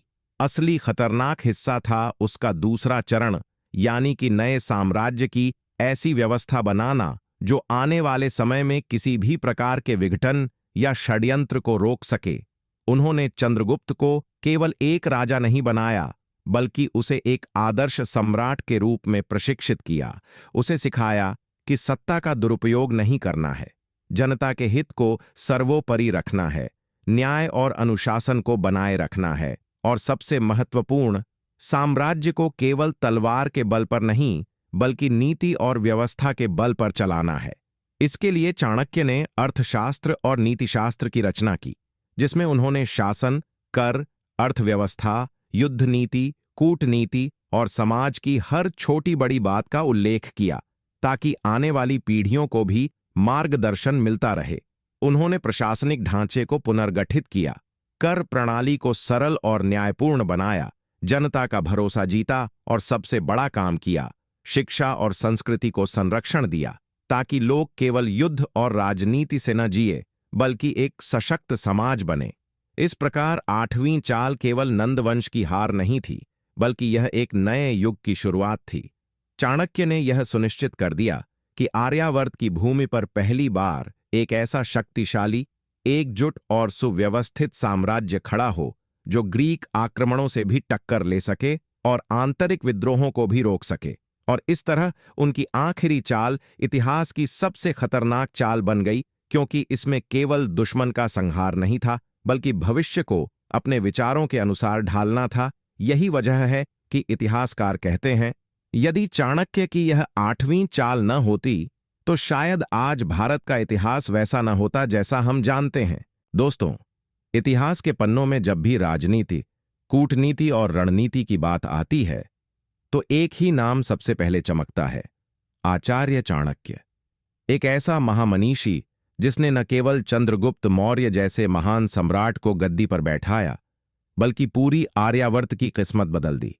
चाणक्य के पास इतनी गहरी बुद्धि और तीक्ष्ण रणनीति थी कि उनके शत्रु उनकी चालों को समझ भी नहीं पाते थे और उसी समय तक सब कुछ उनके हाथ से निकल चुका होता था। आज हम आपको बताने वाले हैं चाणक्य की 8 सबसे खतरनाक चालें, जिनमें से आखिरी चाल इतनी भयानक थी कि बड़े बड़े साम्राज्य हिल गए थे। तो वीडियो को आखिर तक जरूर देखना, क्योंकि हर चाल आपको जीवन में समझ और शक्ति देने वाली है, और आखिरी चाल तो आपके सोचने का तरीका ही बदल देगी। आचार्य चाणक्य की पहली और सबसे खतरनाक चाल उनके जीवन की उस घटना से शुरू होती है जब उन्होंने यह निश्चय कर लिया था कि नंद वंश का अंत करना ही है और आर्यावर्त को एक सशक्त नेतृत्व की आवश्यकता है। इतिहास हमें बताता है कि उस समय नंद वंश का साम्राज्य अत्यंत शक्तिशाली था। उनकी सेना लाखों में थी, खजाना अपार था और राजमहल सोने चांदी से जगमगा रहा था। लेकिन इस बाहरी चमक दमक के पीछे अत्याचार, भ्रष्टाचार और अन्याय का अंधेरा छिपा हुआ था। आम जनता पीड़ित थी, किसान रो रहे थे, छोटे छोटे राज्यों और ग्रामों को नंद शासक लूटते थे, प्रजा की आवाज को दबा दिया जाता था और राजा घमंड में अंधा होकर केवल विलासिता और मदिरा में डूबा रहता था। ऐसे समय में चाणक्य का यह समझना कि सिर्फ उपदेश, केवल ज्ञान या केवल नैतिक बातें इस अत्याचारी शासन को नहीं गिरा सकतीं, बल्कि इसके लिए एक सुनियोजित चाल की जरूरत है। यही उनकी पहली रणनीति का बीज था। चाणक्य जानते थे कि नंद वंश को सीधे युद्ध में चुनौती देना असंभव है, क्योंकि उनकी शक्ति बहुत विशाल है। इसलिए उन्होंने वह चाल चली जो इतिहास में सबसे चौंकाने वाली है। उन्होंने उस बच्चे को खोजा जो देखने में सामान्य था, जिसकी पृष्ठभूमि साधारण थी, लेकिन जिसकी आंखों में राजसत्ता का तेज था, और वह बच्चा था चंद्रगुप्त। चाणक्य की पहली चाल यही थी कि उन्होंने दुश्मन को हराने के लिए कोई सैनिक या कोई बड़ा राजा नहीं चुना, बल्कि एक अनजान, गुमनाम, गरीब परिवार का बच्चा चुन लिया। यह सोचने वाली बात है कि एक महान दार्शनिक, एक राजनयिक, एक राजनीतिज्ञ जिसके पास उस समय बहुत से राजा और राजकुमार संपर्क में रहे होंगे, उसने आखिर क्यों एक गरीब परिवार के बच्चे को अपना मोहरा बनाया? यहां उनकी चाल छुपी हुई थी। उन्होंने यह समझ लिया था कि जो व्यक्ति गरीब से अमीर बनता है, वह भूख का दर्द जानता है, वह परिश्रम का मूल्य जानता है, वह अवसर का महत्व समझता है और उसमें साहस भरपूर होता है। जबकि राजमहलों में पले बढ़े राजकुमार आराम तलब होते हैं, उनमें क्रांति की ज्वाला नहीं होती। इसलिए चाणक्य ने पहला कदम यह उठाया कि चंद्रगुप्त को शिक्षा, प्रशिक्षण और रणनीति से इतना सक्षम बना दिया कि वह भविष्य का सम्राट बन सके। लेकिन यह काम केवल शिक्षा देने का नहीं था, यह काम गहरी राजनीति से जुड़ा हुआ था, क्योंकि चाणक्य ने यह गुप्त रखा कि वह किस बच्चे को गढ़ रहे हैं। उन्होंने चंद्रगुप्त को जंगलों में ले जाकर सैन्य कला सिखाई, उसे युद्ध की रणनीति बताई, उसे गुप्तचर विद्या का ज्ञान दिया, उसे यह समझाया कि दुश्मन से सीधी लड़ाई लड़ना हमेशा समाधान नहीं होता, बल्कि कभी कभी दुश्मन की कमजोरी ढूंढकर उसकी जड़ पर प्रहार करना ही सही चाल होती है। यह सोचिए कि एक ऐसा बच्चा जो कभी सामान्य नागरिक की तरह जीता था, अचानक उसे यह बताया जाए कि उसका भाग्य उसे सम्राट बनाने वाला है। उसके भीतर कैसी आग जागृत होगी? यही आग चाणक्य जगाना चाहते थे, और उन्होंने यह काम पूरी गोपनीयता में किया। अगर नंद को यह पता चल जाता कि कोई गुप्त रूप से नया राजा तैयार हो रहा है, तो वे तुरंत उसका अंत कर देते। इसलिए चाणक्य की पहली चाल केवल चंद्रगुप्त को ढूंढने तक सीमित नहीं थी, बल्कि उसे बचाने, छिपाने और गढ़ने की योजना भी थी। उन्होंने चंद्रगुप्त को शेर की तरह पाला, उसकी मानसिकता को ऐसा बनाया कि वह असफलताओं से टूटे नहीं, बल्कि हर असफलता को अगले युद्ध का अनुभव समझे। यही कारण था कि जब पहली बार चंद्रगुप्त ने नंद वंश पर आक्रमण किया और असफल हुआ, तो भी वह टूटा नहीं, क्योंकि चाणक्य की चाल ने उसके भीतर यह विश्वास भर दिया था कि असफलता केवल सीख है, अंत नहीं। इस चाल का सबसे खतरनाक पहलू यह था कि चाणक्य ने नंद वंश को यह एहसास तक नहीं होने दिया कि उनकी जड़ें पहले ही खोदी जा रही हैं। वह सतह पर शांत दिखाई देते थे, लेकिन गुप्त रूप से आग सुलगा रहे थे। वह चाल दरअसल एक दीर्घकालिक निवेश थी। इतिहासकार कहते हैं कि किसी भी शासन को गिराना आसान होता है अगर उसके खिलाफ जनता खड़ी हो जाए, लेकिन जनता को कौन खड़ा करेगा? जनता को नेतृत्व चाहिए, एक चेहरा चाहिए, एक उम्मीद चाहिए, और वह चेहरा चंद्रगुप्त था। इस प्रकार चाणक्य की पहली खतरनाक चाल यह थी कि उन्होंने अपने दुश्मन के खिलाफ युद्ध के मैदान में उतरने से पहले एक ऐसा शस्त्र तैयार किया जो इंसान था, लेकिन जिसकी मानसिकता, प्रशिक्षण और दृष्टि एक सेना से भी अधिक शक्तिशाली थी। यह चाल आज हमें यह सिखाती है कि बड़े लक्ष्य हासिल करने के लिए हमेशा सामने की ताकत से लड़ाई नहीं लड़ी जाती, बल्कि पहले सही समय, सही साधन और सही इंसान को ढूंढकर उसे गढ़ना पड़ता है। यही कारण है कि नंद वंश के विशाल साम्राज्य के सामने एक गरीब बच्चे की ताकत धीरे धीरे बढ़ती गई और अंततः पूरी आर्यावर्त का इतिहास बदल गया। और सोचने वाली बात यह है कि अगर चाणक्य ने यह चाल न चली होती तो शायद भारत का राजनीतिक नक्शा बिल्कुल अलग होता। यह चाल खतरनाक इसलिए थी क्योंकि यह धीमी थी, गुप्त थी और सीधे सीधे दिखाई नहीं देती थी। दुश्मन को पता भी नहीं चलता था कि वह अपने भविष्य के पतन की ओर बढ़ रहा है। इस चाल की गहराई को समझना हर किसी के बस की बात नहीं, क्योंकि यह केवल राजनीति नहीं थी, यह दूरदर्शिता थी, यह मनोविज्ञान था, यह प्रबंधन था, यह भविष्य की धारा को मोड़ने का साहस था। और यही कारण है कि चाणक्य की पहली चाल को इतिहासकार आज भी सबसे गहरी और खतरनाक मानते हैं। आचार्य चाणक्य की दूसरी खतरनाक चाल उनके जीवन की उस अवस्था से जुड़ी है जब उन्होंने पहली चाल के रूप में चंद्रगुप्त को तैयार करने का बीड़ा उठाया था और उसके मन, शरीर और आत्मा को युद्ध और राजनीति की अग्नि में तपाकर लोहे की तरह कठोर बना दिया था। लेकिन केवल एक वीर योद्धा या राजा तैयार कर लेने से नंद साम्राज्य को हराया नहीं जा सकता था, क्योंकि नंद वंश के पास केवल विशाल सेना और अपार धन ही नहीं था, बल्कि उनके पास गुप्तचर व्यवस्था, डर के जरिए प्रजा पर नियंत्रण और हर छोटे बड़े राज्य के शासकों पर दबाव डालने की ताकत भी थी। ऐसे में अगर कोई सीधी टक्कर लेता तो तुरंत कुचल दिया जाता।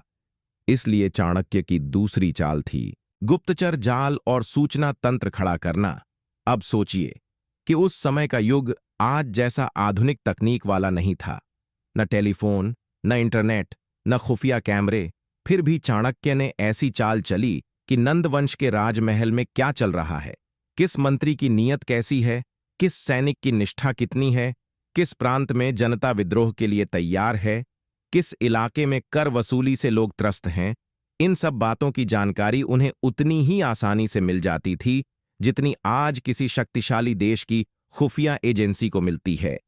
चाणक्य ने सबसे पहले यह समझ लिया था कि युद्ध केवल हथियारों से नहीं जीते जाते, बल्कि जानकारी से जीते जाते हैं, क्योंकि जिसे पहले पता होता है कि दुश्मन कब और कहां हमला करेगा, वही बाजी पलट देता है। इसी सोच के तहत उन्होंने भारत के कोने कोने में अपने गुप्तचर बिठा दिए।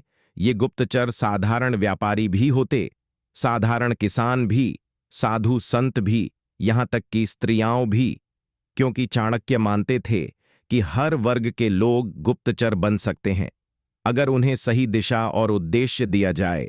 उन्होंने अपने गुप्तचर नेटवर्क को इतना मजबूत किया कि नंद वंश का कोई भी निर्णय गुप्त नहीं रह पाता था, बल्कि कभी कभी तो ऐसा होता था कि नंद शासक के निर्णय लेने से पहले ही चाणक्य को अंदाजा हो जाता था कि उसका अगला कदम क्या होगा। अब सोचिए, यह कितनी खतरनाक चाल थी। एक तरफ नंद सोचते थे कि वे सब कुछ नियंत्रित कर रहे हैं और कोई उनकी शक्ति को चुनौती नहीं दे सकता। दूसरी तरफ चाणक्य पर्दे के पीछे से उनके हर रहस्य को जान रहे थे, और यह जानकारी उन्हें सीधी टक्कर लेने से पहले धीरे धीरे नंद वंश की जड़ों को खोखला करने में मदद कर रही थी। उन्होंने गुप्तचरों को यह भी सिखाया कि केवल सूचना लाना ही पर्याप्त नहीं है, बल्कि कभी कभी गलत सूचना पहुंचाना भी जरूरी होता है, ताकि दुश्मन गलत निर्णय ले और स्वयं अपनी हार की ओर बढ़े। उदाहरण के तौर पर, जब नंद सेना को किसी सीमा पर विद्रोह की झूठी खबर मिलती थी, तो वे अपनी सेना वहां भेज देते और असली मोर्चा खाली हो जाता था, जिससे चाणक्य और चंद्रगुप्त आसानी से अपनी चाल चल देते। इस चाल की सबसे बड़ी खूबी यह थी कि यह दिखाई नहीं देती थी। दुश्मन को लगता था कि सब कुछ उसके नियंत्रण में है, लेकिन वास्तव में वह चाणक्य की बिछाई हुई बिसात पर ही चल रहा होता था। अब जरा गहराई से समझें कि यह चाल आज हमें क्या सिखाती है। आज के जीवन में भी जो व्यक्ति जानकारी जुटाने और दूसरों की मानसिकता समझने में माहिर होता है, वही जीतता है। चाहे वह व्यापार हो, राजनीति हो या व्यक्तिगत जीवन। जो पहले से स्थिति का अंदाजा लगा लेता है, उसकी हारना लगभग असंभव हो जाता है। यही काम चाणक्य ने उस समय किया था। वे हर गुप्तचर को इस तरह प्रशिक्षित करते थे कि वह केवल सूचना देने वाला न रहे, बल्कि जनता के बीच जाकर उनका विश्वास भी जीते, ताकि जब विद्रोह का समय आए तो जनता सहज ही चंद्रगुप्त का साथ दे। यह चाल खतरनाक इसलिए थी क्योंकि यह सीधा युद्ध नहीं था, यह मनोविज्ञान का युद्ध था। यहां हथियारों की जगह शब्द, भावनाएं और सूचनाएं काम करती थीं। चाणक्य ने अपने गुप्तचर नेटवर्क को धर्म, जाति, वर्ग, लिंग से ऊपर उठाकर एक ऐसा तंत्र बनाया जिसमें हर कोई राष्ट्र की स्वतंत्रता के लिए योगदान देता था। यह उस समय की क्रांतिकारी सोच थी, क्योंकि आमतौर पर युद्ध केवल सैनिक लड़ते थे, लेकिन चाणक्य ने युद्ध में हर नागरिक को भागीदार बना दिया, और यही उनकी चाल की सबसे बड़ी ताकत थी। धीरे धीरे नंद साम्राज्य की स्थिति ऐसी हो गई कि उनकी शक्ति सतही तौर पर तो बहुत बड़ी थी, लेकिन भीतर से वे खोखले हो चुके थे। मंत्री आपस में लड़ रहे थे, जनता असंतुष्ट थी, सैनिकों का मनोबल गिर चुका था, और यह सब इसलिए हुआ क्योंकि चाणक्य ने सूचना और गुप्तचर की शक्ति को हथियार से भी ज्यादा महत्वपूर्ण बना दिया।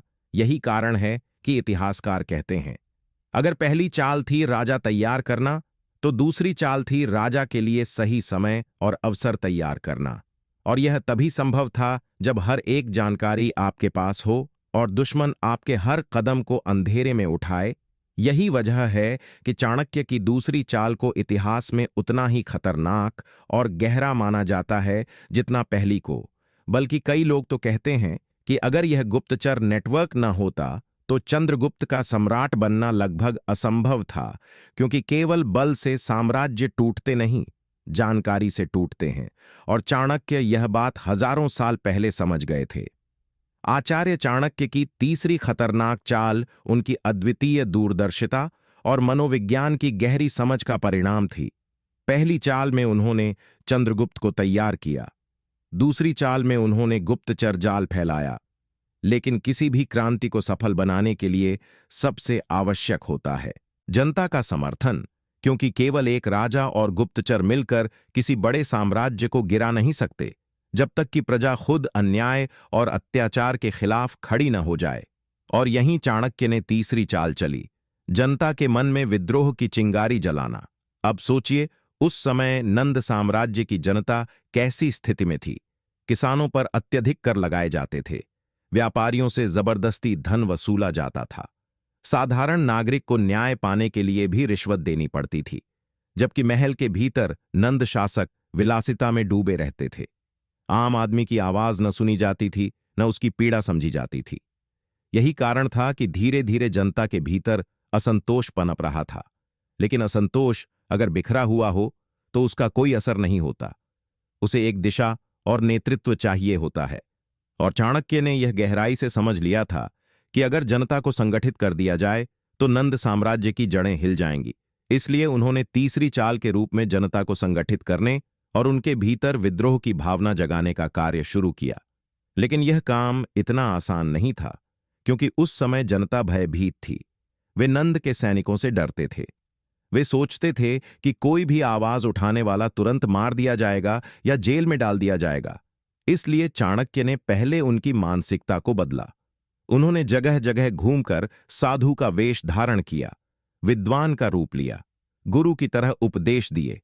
और इस उपदेश में उन्होंने केवल धर्म या नीति की बातें नहीं की, बल्कि जनता को यह बताया कि अन्याय सहना भी पाप है।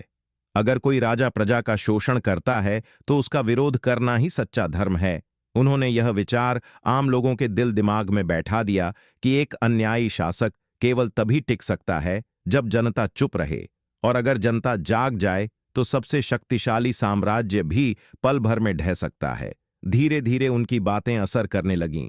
किसान यह सोचने लगे कि हम क्यों अपने ही खून पसीने की कमाई को उन लोगों को दें जो हमें ही पीड़ा देते हैं। व्यापारी सोचने लगे कि क्यों हम अपनी मेहनत से कमाए धन को उस राजा को दें जो हमारे लिए न्याय नहीं करता। और सैनिक भी यह सोचने लगे कि क्यों वे उस राजा की रक्षा करें जो उन्हें केवल मोहरे की तरह इस्तेमाल करता है। यहीं से जनता में असंतोष से आगे बढ़कर विद्रोह की भावना पैदा होने लगी। लेकिन चाणक्य यहीं नहीं रुके। उन्होंने जनता को यह भी भरोसा दिलाया कि जब सही समय आएगा तो उन्हें एक सच्चा नेता मिलेगा और वह नेता चंद्रगुप्त ही होगा। इस तरह उन्होंने धीरे धीरे जनता के दिलों में चंद्रगुप्त की छवि बना दी। लेकिन ध्यान रहे कि उन्होंने यह सब गुप्त रूप से किया। सीधे जाकर यह नहीं कहा कि नंद को गिराओ और चंद्रगुप्त को राजा बनाओ, क्योंकि ऐसा करने से लोग डर जाते और नंद को भी खबर हो जाती। उन्होंने बहुत ही सावधानी से यह कार्य किया, कभी नीति शास्त्र की कहानियों में संदेश छिपाकर, कभी धर्म ग्रंथों की व्याख्या में, कभी लोक कथाओं में और कभी लोकगीतों के रूप में।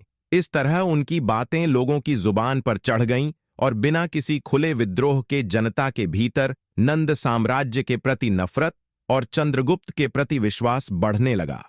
अब सोचिए, यह चाल कितनी खतरनाक थी, क्योंकि युद्ध से पहले ही चाणक्य ने मानसिक युद्ध जीत लिया था। जब जनता मन से नंद को अस्वीकार कर चुकी थी, तो फिर उनके सिंहासन पर टिके रहने की कोई संभावना नहीं थी। यही कारण है कि जब बाद में चंद्रगुप्त ने नंद वंश के खिलाफ कदम उठाया, तो उसे जनता का साथ मिला। और जनता का साथ मिलने का मतलब है अपार शक्ति, क्योंकि एक राजा अकेले लड़ सकता है, लेकिन जब उसके साथ हजारों लाखों लोग हों तो उसकी ताकत अजेय हो जाती है।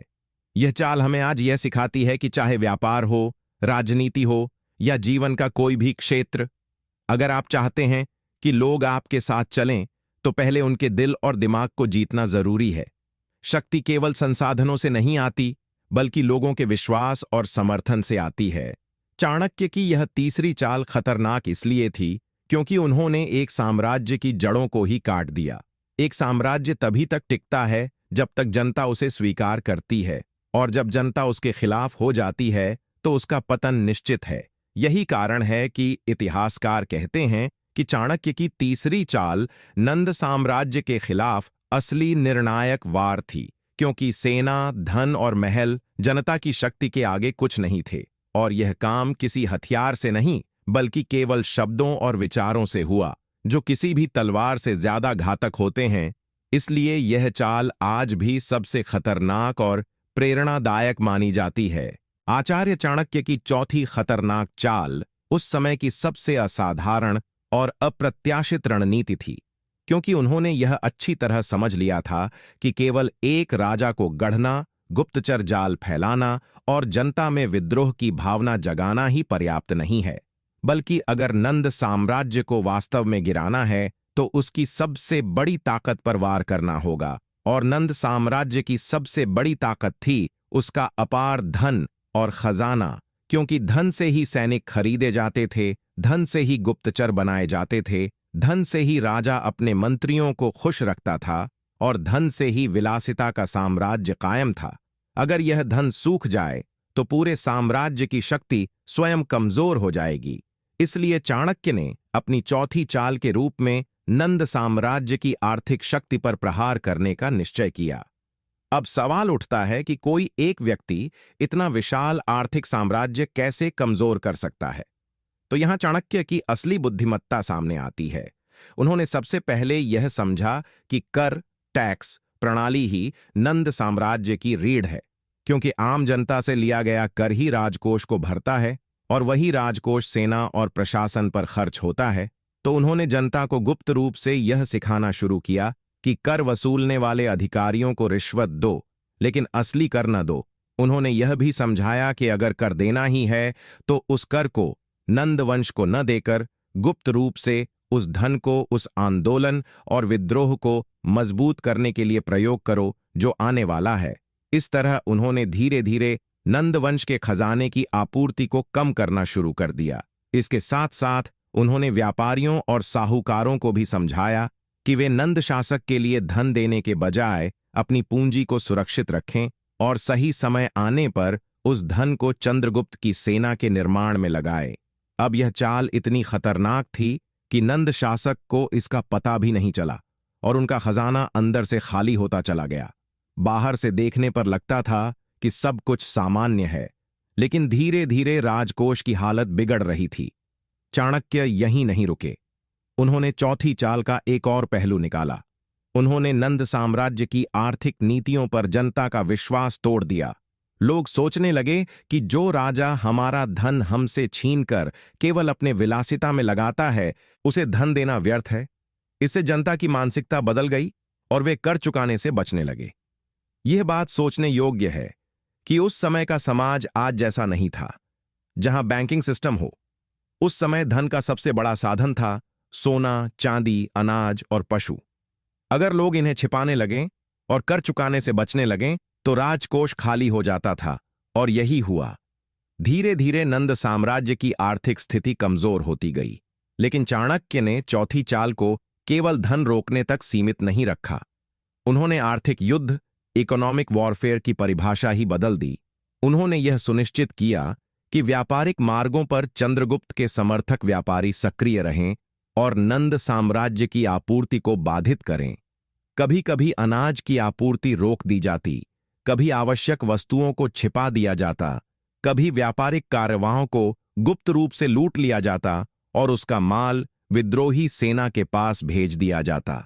इस तरह चाणक्य ने नंद साम्राज्य को आर्थिक रूप से घुटनों पर ला दिया। अब यह सब इतनी सावधानी से किया गया कि नंद शासक को यह समझ में ही नहीं आता था कि आखिर हो क्या रहा है। उन्हें लगता था कि शायद अकाल है, शायद प्राकृतिक आपदा है, लेकिन वास्तव में यह सब चाणक्य की बिछाई हुई चौथी चाल का हिस्सा था। यह चाल आज भी इतनी प्रेरणादायक है क्योंकि यह हमें सिखाती है कि किसी भी बड़ी शक्ति को हराने के लिए उसकी रीढ़ पर वार करना चाहिए, और किसी भी साम्राज्य की रीढ़ उसका धन और उसकी अर्थव्यवस्था होती है। अगर धन रुक जाए तो सबसे बड़ी ताकत भी धीरे धीरे बिखर जाती है, और यही चाणक्य ने किया। चौथी चाल की सबसे घातक विशेषता यह थी कि इसमें सीधे सीधे युद्ध की आवश्यकता नहीं पड़ी। तलवारें नहीं टकराईं, खून नहीं बहा, लेकिन नंद साम्राज्य के महल के भीतर बैठे लोग धीरे धीरे कमजोर और असहाय होते चले गए। मंत्री असंतुष्ट होने लगे क्योंकि उन्हें उचित धन नहीं मिल रहा था। सैनिकों का मनोबल गिरने लगा क्योंकि उन्हें समय पर वेतन नहीं मिल रहा था। जनता खुलकर विद्रोह करने लगी क्योंकि उन्हें लग रहा था कि अब राजा उनकी रक्षा नहीं कर पाएगा। और यह सब एक ही रणनीति से हुआ, आर्थिक शक्ति पर प्रहार। यही कारण है कि जब बाद में निर्णायक युद्ध हुआ तो नंद की सेना मन से पहले ही हार चुकी थी, क्योंकि धन की कमी ने उनके आत्मविश्वास को खत्म कर दिया था और चंद्रगुप्त की सेना को बढ़त मिल गई। इतिहासकार मानते हैं कि अगर यह चौथी चाल न होती तो चंद्रगुप्त को जीतने में और कई दशक लग जाते। लेकिन चाणक्य ने जिस चतुराई से नंद साम्राज्य को भीतर से खोखला किया, उसने विजय का रास्ता छोटा कर दिया। और यही इस चाल को सबसे खतरनाक बनाता है, क्योंकि कोई भी राजा खुले युद्ध में हार मान ले, यह तो समझ आता है। लेकिन अगर कोई साम्राज्य धन की कमी और जनता के विश्वास टूटने से गिर जाए तो यह कहीं अधिक अपमानजनक होता है। इसलिए चाणक्य की यह चौथी चाल इतिहास में आर्थिक युद्ध का सबसे बड़ा उदाहरण मानी जाती है। और आज भी यह हमें यह सीख देती है कि किसी भी बड़ी शक्ति को हराने के लिए हमेशा उसकी आर्थिक नींव को लक्ष्य बनाना चाहिए, क्योंकि वही सबसे संवेदनशील बिंदु होता है। आचार्य चाणक्य की पांचवीं खतरनाक चाल उस समय की सबसे साहसी और अप्रत्याशित योजना थी, क्योंकि जब तक नंद साम्राज्य की सेना मजबूत थी और उसका मनोबल ऊंचा था, तब तक उसे हराना असंभव था।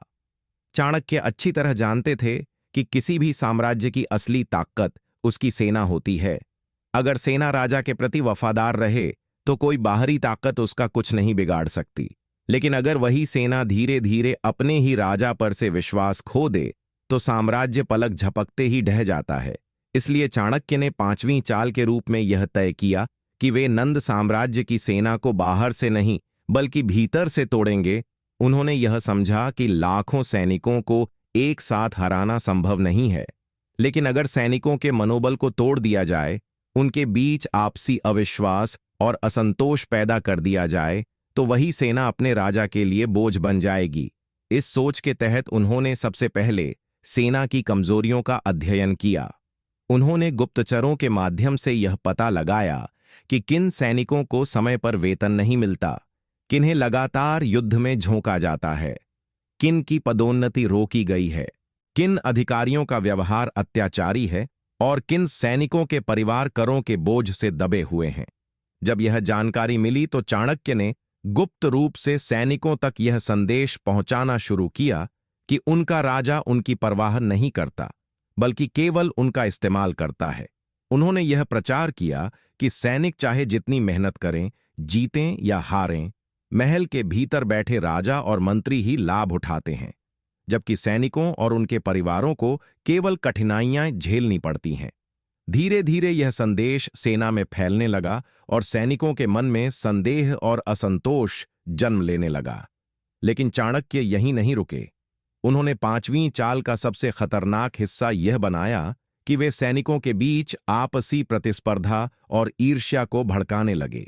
उन्होंने छोटे सैनिकों को यह एहसास दिलाया कि बड़े अधिकारी उनका हक मार रहे हैं और बड़े अधिकारियों को यह महसूस कराया कि सैनिक उनके आदेश का पालन करने में ढिलाई बरत रहे हैं। इस तरह धीरे धीरे पूरी सेना में एक अदृश्य विभाजन होने लगा। अब सोचिए कि जब एक सेना भीतर से ही टूट जाए तो उसे बाहर से कोई शक्ति संभाल नहीं सकती।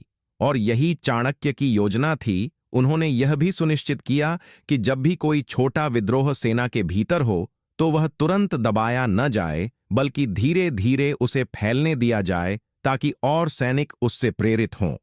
इस दौरान उन्होंने चंद्रगुप्त की सेना को भी प्रशिक्षित किया ताकि वह किसी भी अवसर का लाभ उठा सके। पांचवीं चाल की सबसे बड़ी खूबी यह थी कि नंद साम्राज्य के राजा को यह समझ ही नहीं आया कि उसकी सेना का मनोबल क्यों गिर रहा है।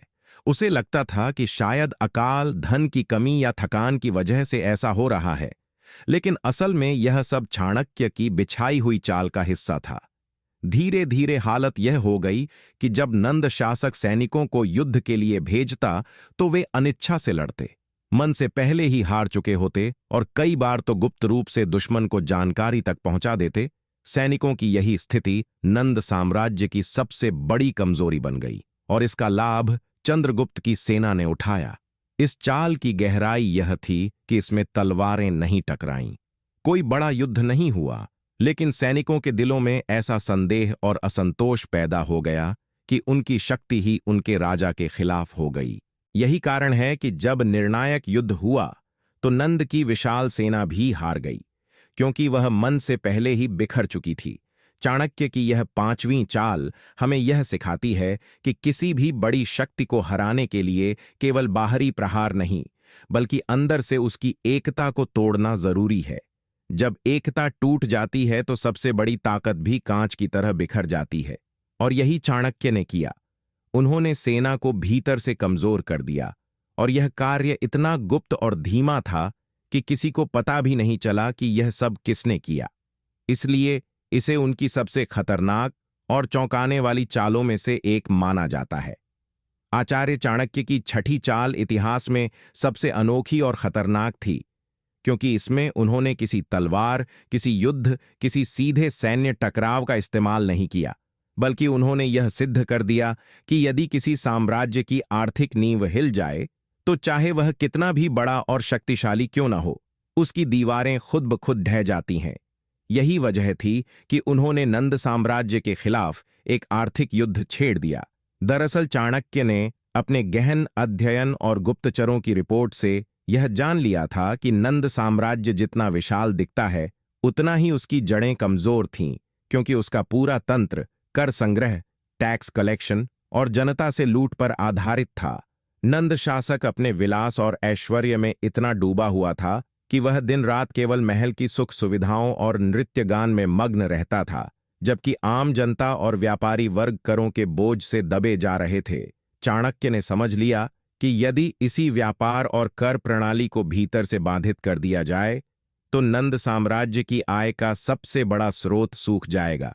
इसलिए उन्होंने छठी चाल के तहत यह योजना बनाई कि गुप्त रूप से व्यापारियों और किसानों में यह प्रचार किया जाए कि नंद शासन उन्हें केवल लूट रहा है और उनके हित में कुछ नहीं कर रहा। उन्होंने अपने गुप्तचरों और सहयोगियों को गांव-गांव, नगर-नगर भेजा, जिन्होंने यह संदेश फैलाया कि कर देना बंद करो, यह राजा केवल तुम्हें गुलाम बना रहा है। अपने अनाज को छिपा लो, अपनी उपज को गुप्त रूप से बेचो और कर वसूलने वालों को कुछ मत दो। धीरे धीरे यह आंदोलन फैलने लगा और व्यापारी वर्ग ने भी इसमें हिस्सा लेना शुरू कर दिया, क्योंकि वे पहले से ही शोषित थे। परिणाम यह हुआ कि नंद साम्राज्य की खजाने में आने वाली आय अचानक घटने लगी। सैनिकों की तनख्वाहें देर से मिलने लगीं और अधिकारियों के खर्च पूरे होने बंद हो गए। लेकिन चाणक्य यहीं नहीं रुके। उन्होंने छठी चाल की धार को और तेज करते हुए यह योजना बनाई कि वे नकली सिक्के बाजार में चलाएंगे, ताकि नंद शासन की मुद्रा प्रणाली ही अविश्वसनीय हो जाए।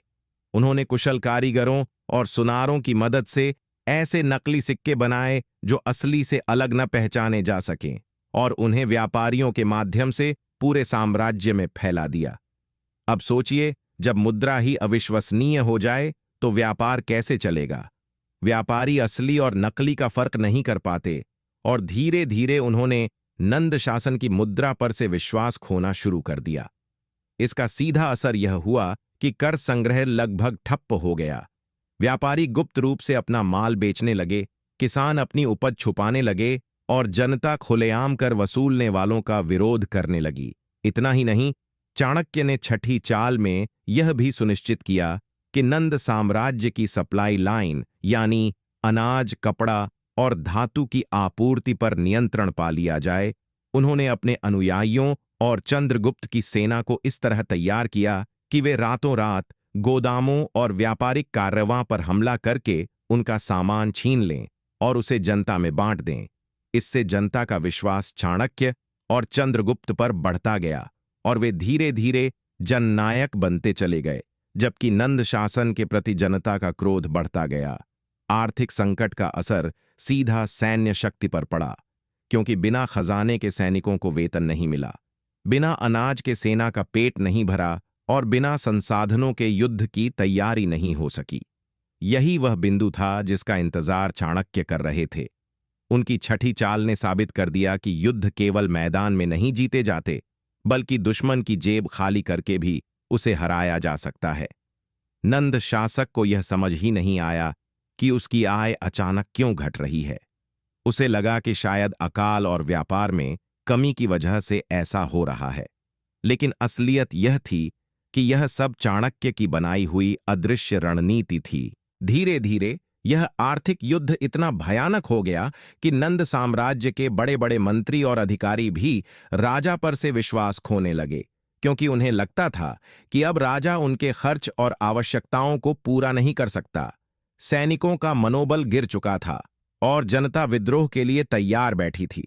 इतिहास में यह छठी चाल इसलिए सबसे खतरनाक मानी जाती है क्योंकि इसमें कोई रक्तपात नहीं हुआ, लेकिन नंद साम्राज्य की नींव भीतर से खोखली हो गई।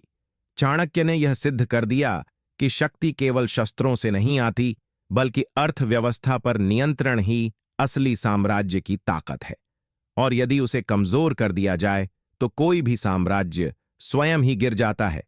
इस चाल की प्रेरणा हमें यह सिखाती है कि जीवन में चाहे कितना भी बड़ा शत्रु सामने क्यों ना हो, यदि हम उसकी सबसे कमजोर नस पहचान लें और उस पर प्रहार करें तो बिना संघर्ष किए ही जीत हमारी होगी। यही कारण है कि चाणक्य की छठी चाल को इतिहासकार आर्थिक युद्ध का सबसे प्राचीन और सफल उदाहरण मानते हैं, और यह सचमुच आज तक सबसे खतरनाक चालों में गिनी जाती है। आचार्य चाणक्य की सातवीं चाल वह अद्भुत और चौंकाने वाली रणनीति थी जिसने न केवल तत्काल युद्ध की दशा पलट दी, बल्कि आगे चलकर शासन निर्माण और सत्ता के स्थायित्व के सिद्धांत ही बदल दिए। यह चाल साधारण सैन्य चालों से बिल्कुल अलग थी। यह चाल सिस्टम हाईजैकिंग और संस्थागत कब्जे की थी, जहां चाणक्य ने समझ लिया कि किसी भी राज्य या साम्राज्य को केवल एक बड़ा विजेता नहीं चाहिए, बल्कि उसे दीर्घकालिक रूप से स्थिर और नियंत्रित करने के लिए उसके भीतर के संस्थानों, नियमों और विधानों को अपनी समझ के अनुरूप मोड़ना होता है। इसलिए उन्होंने 7वीं चाल में नंदवंश की प्रशासनिक, न्यायिक और धार्मिक संस्थाओं में ऐसी तह तक पैठ बनाई कि जब बाहरी लड़ाई जीती भी जाएगी तो शासन का असली नियंत्रण उनके सांचे के अनुसार ही चलता रहे। इस चाल की शुरुआत चाणक्य ने छोटे छोटे चतुर कदमों से की। सबसे पहले उन्होंने पता लगाया कि किस जिले का कौन सा अधिकारी कमजोर है, किस न्यायाधीश पर रिश्वत का प्रभाव है, किस पुरोहित के वश में कितना जनमानस है और किन नगरों के व्यापारिक गुट राजा से अधिक प्रभावित हैं। इन सूचनाओं की मदद से चाणक्य ने रणनीति बनाई कि हर उस संस्था में जहां से नीतियां बनती हैं या जहां से जनता का भरोसा मिलता है, वहां समर्थक लोग रख दिए जाएं। पर यह रखना इतना आसान नहीं था। इसलिए चाणक्य ने पहले समर्थन बनाना शुरू किया। जमींदारों, व्यापारियों, पुजारियों, शिक्षकों और स्थानीय नेताओं के साथ व्यक्तिगत संबंध बनाए, उनकी छोटी सी छोटी समस्याओं का समाधान किया, उनके बच्चों की शिक्षा का बैकअप दिया, उनके आर्थिक संकट में मदद दी और फिर धीरे धीरे उनका मन जीत लिया।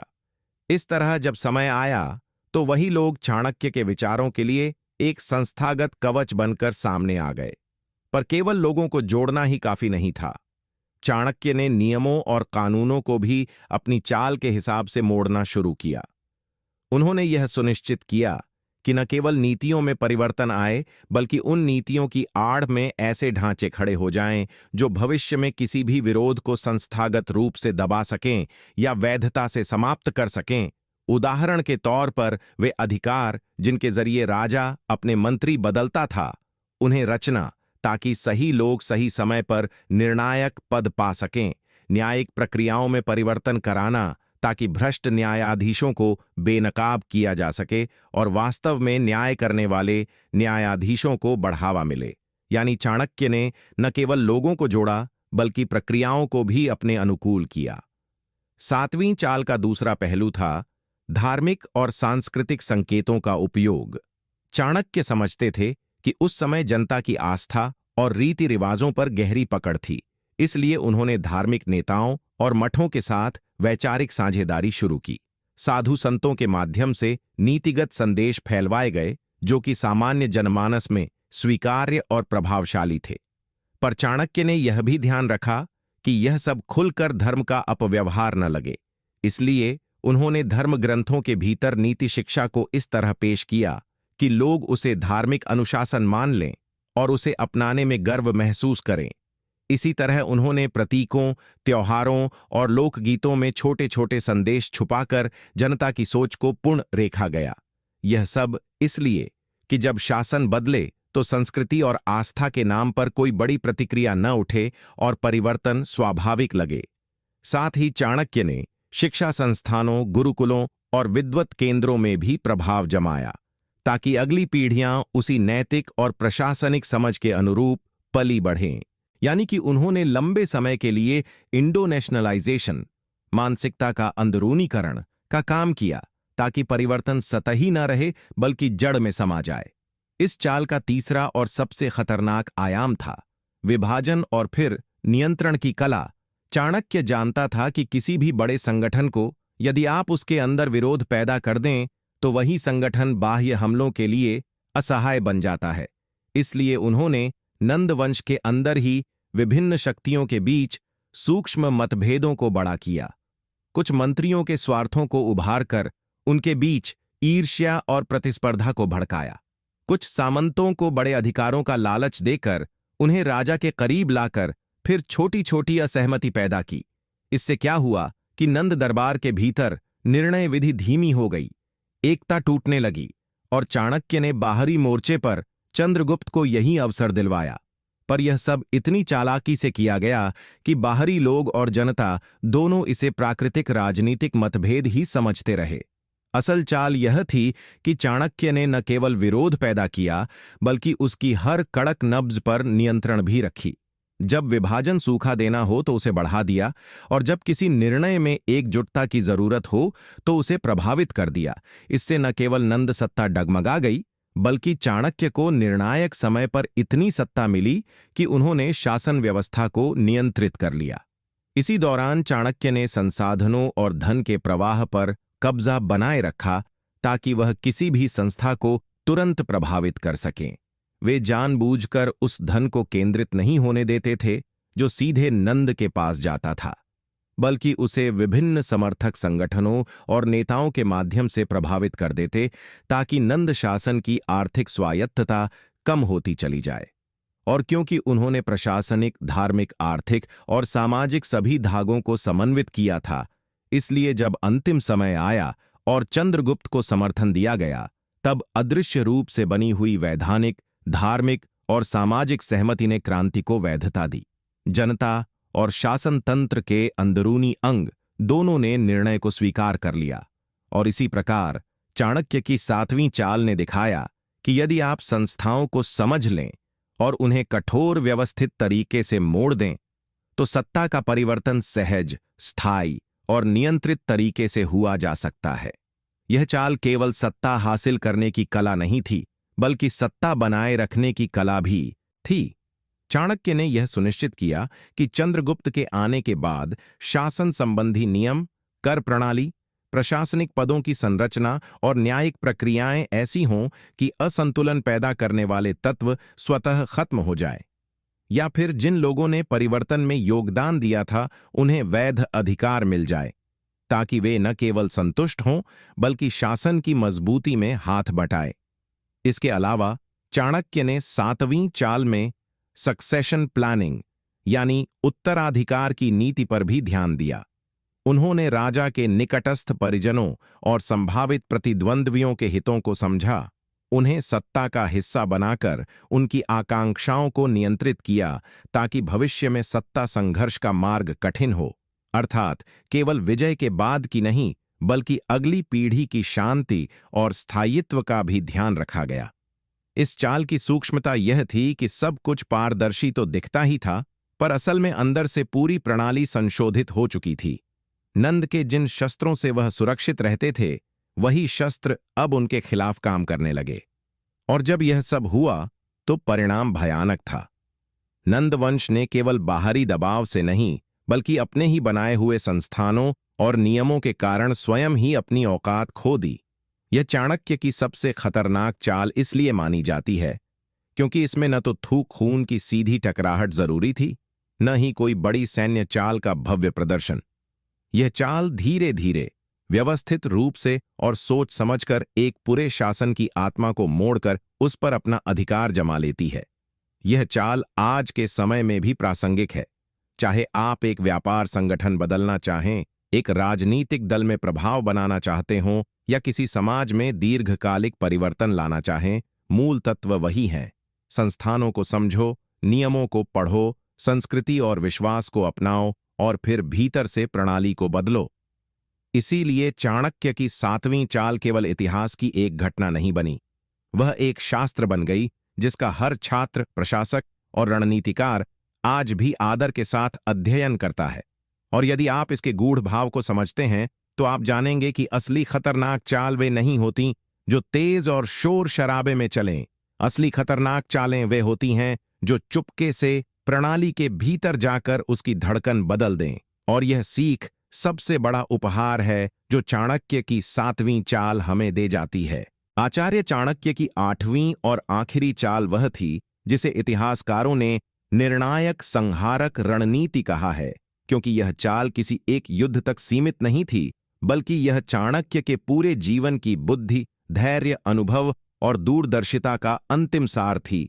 नंद साम्राज्य को भीतर से तोड़ने, उसकी सेना को कमजोर करने, उसकी अर्थव्यवस्था को खोखला करने, उसके दरबार में फूट डालने और उसकी संस्थाओं पर नियंत्रण करने के बाद अब समय आ गया था कि अंतिम प्रहार किया जाए।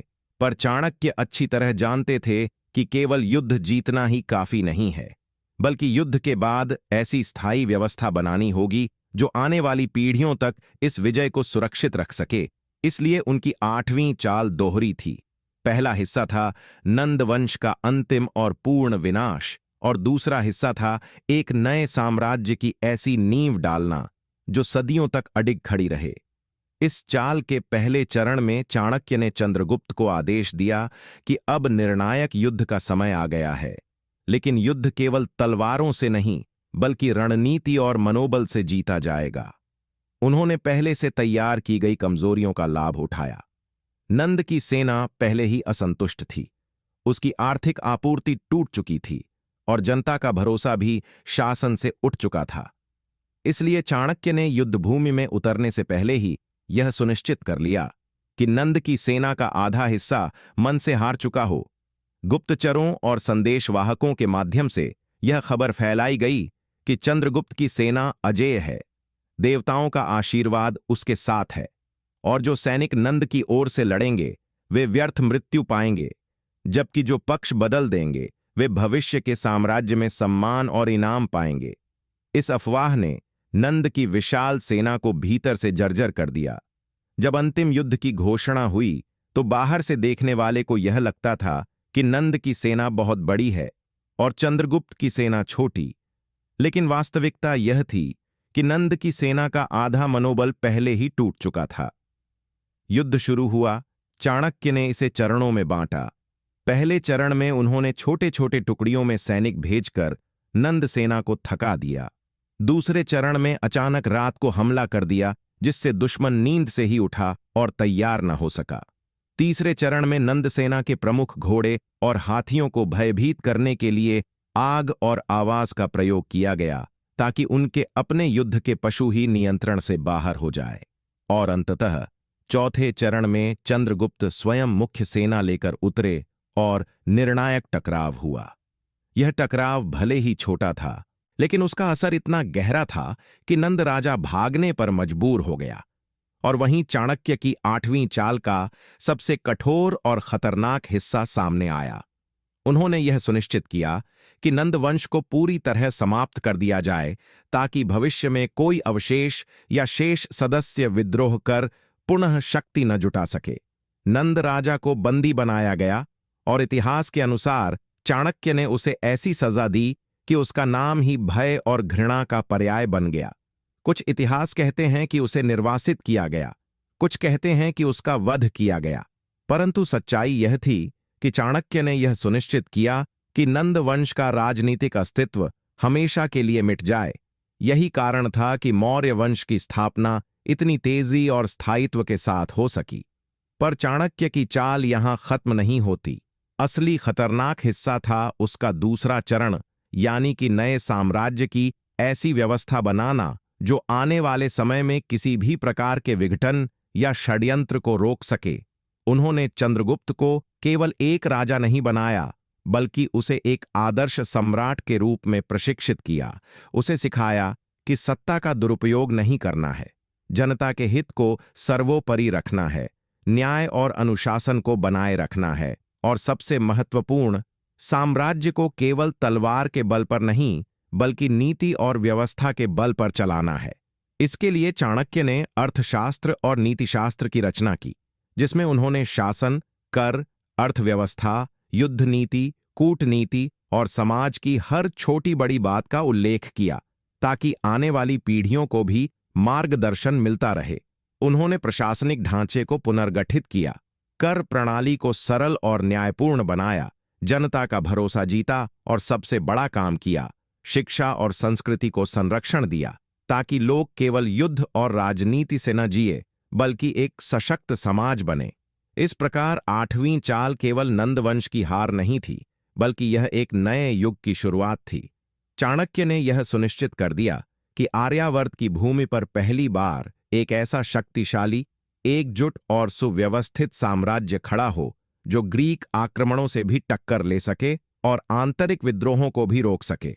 और इस तरह उनकी आखिरी चाल इतिहास की सबसे खतरनाक चाल बन गई, क्योंकि इसमें केवल दुश्मन का संहार नहीं था, बल्कि भविष्य को अपने विचारों के अनुसार ढालना था। यही वजह है कि इतिहासकार कहते हैं, यदि चाणक्य की यह 8वीं चाल न होती तो शायद आज भारत का इतिहास वैसा न होता जैसा हम जानते हैं।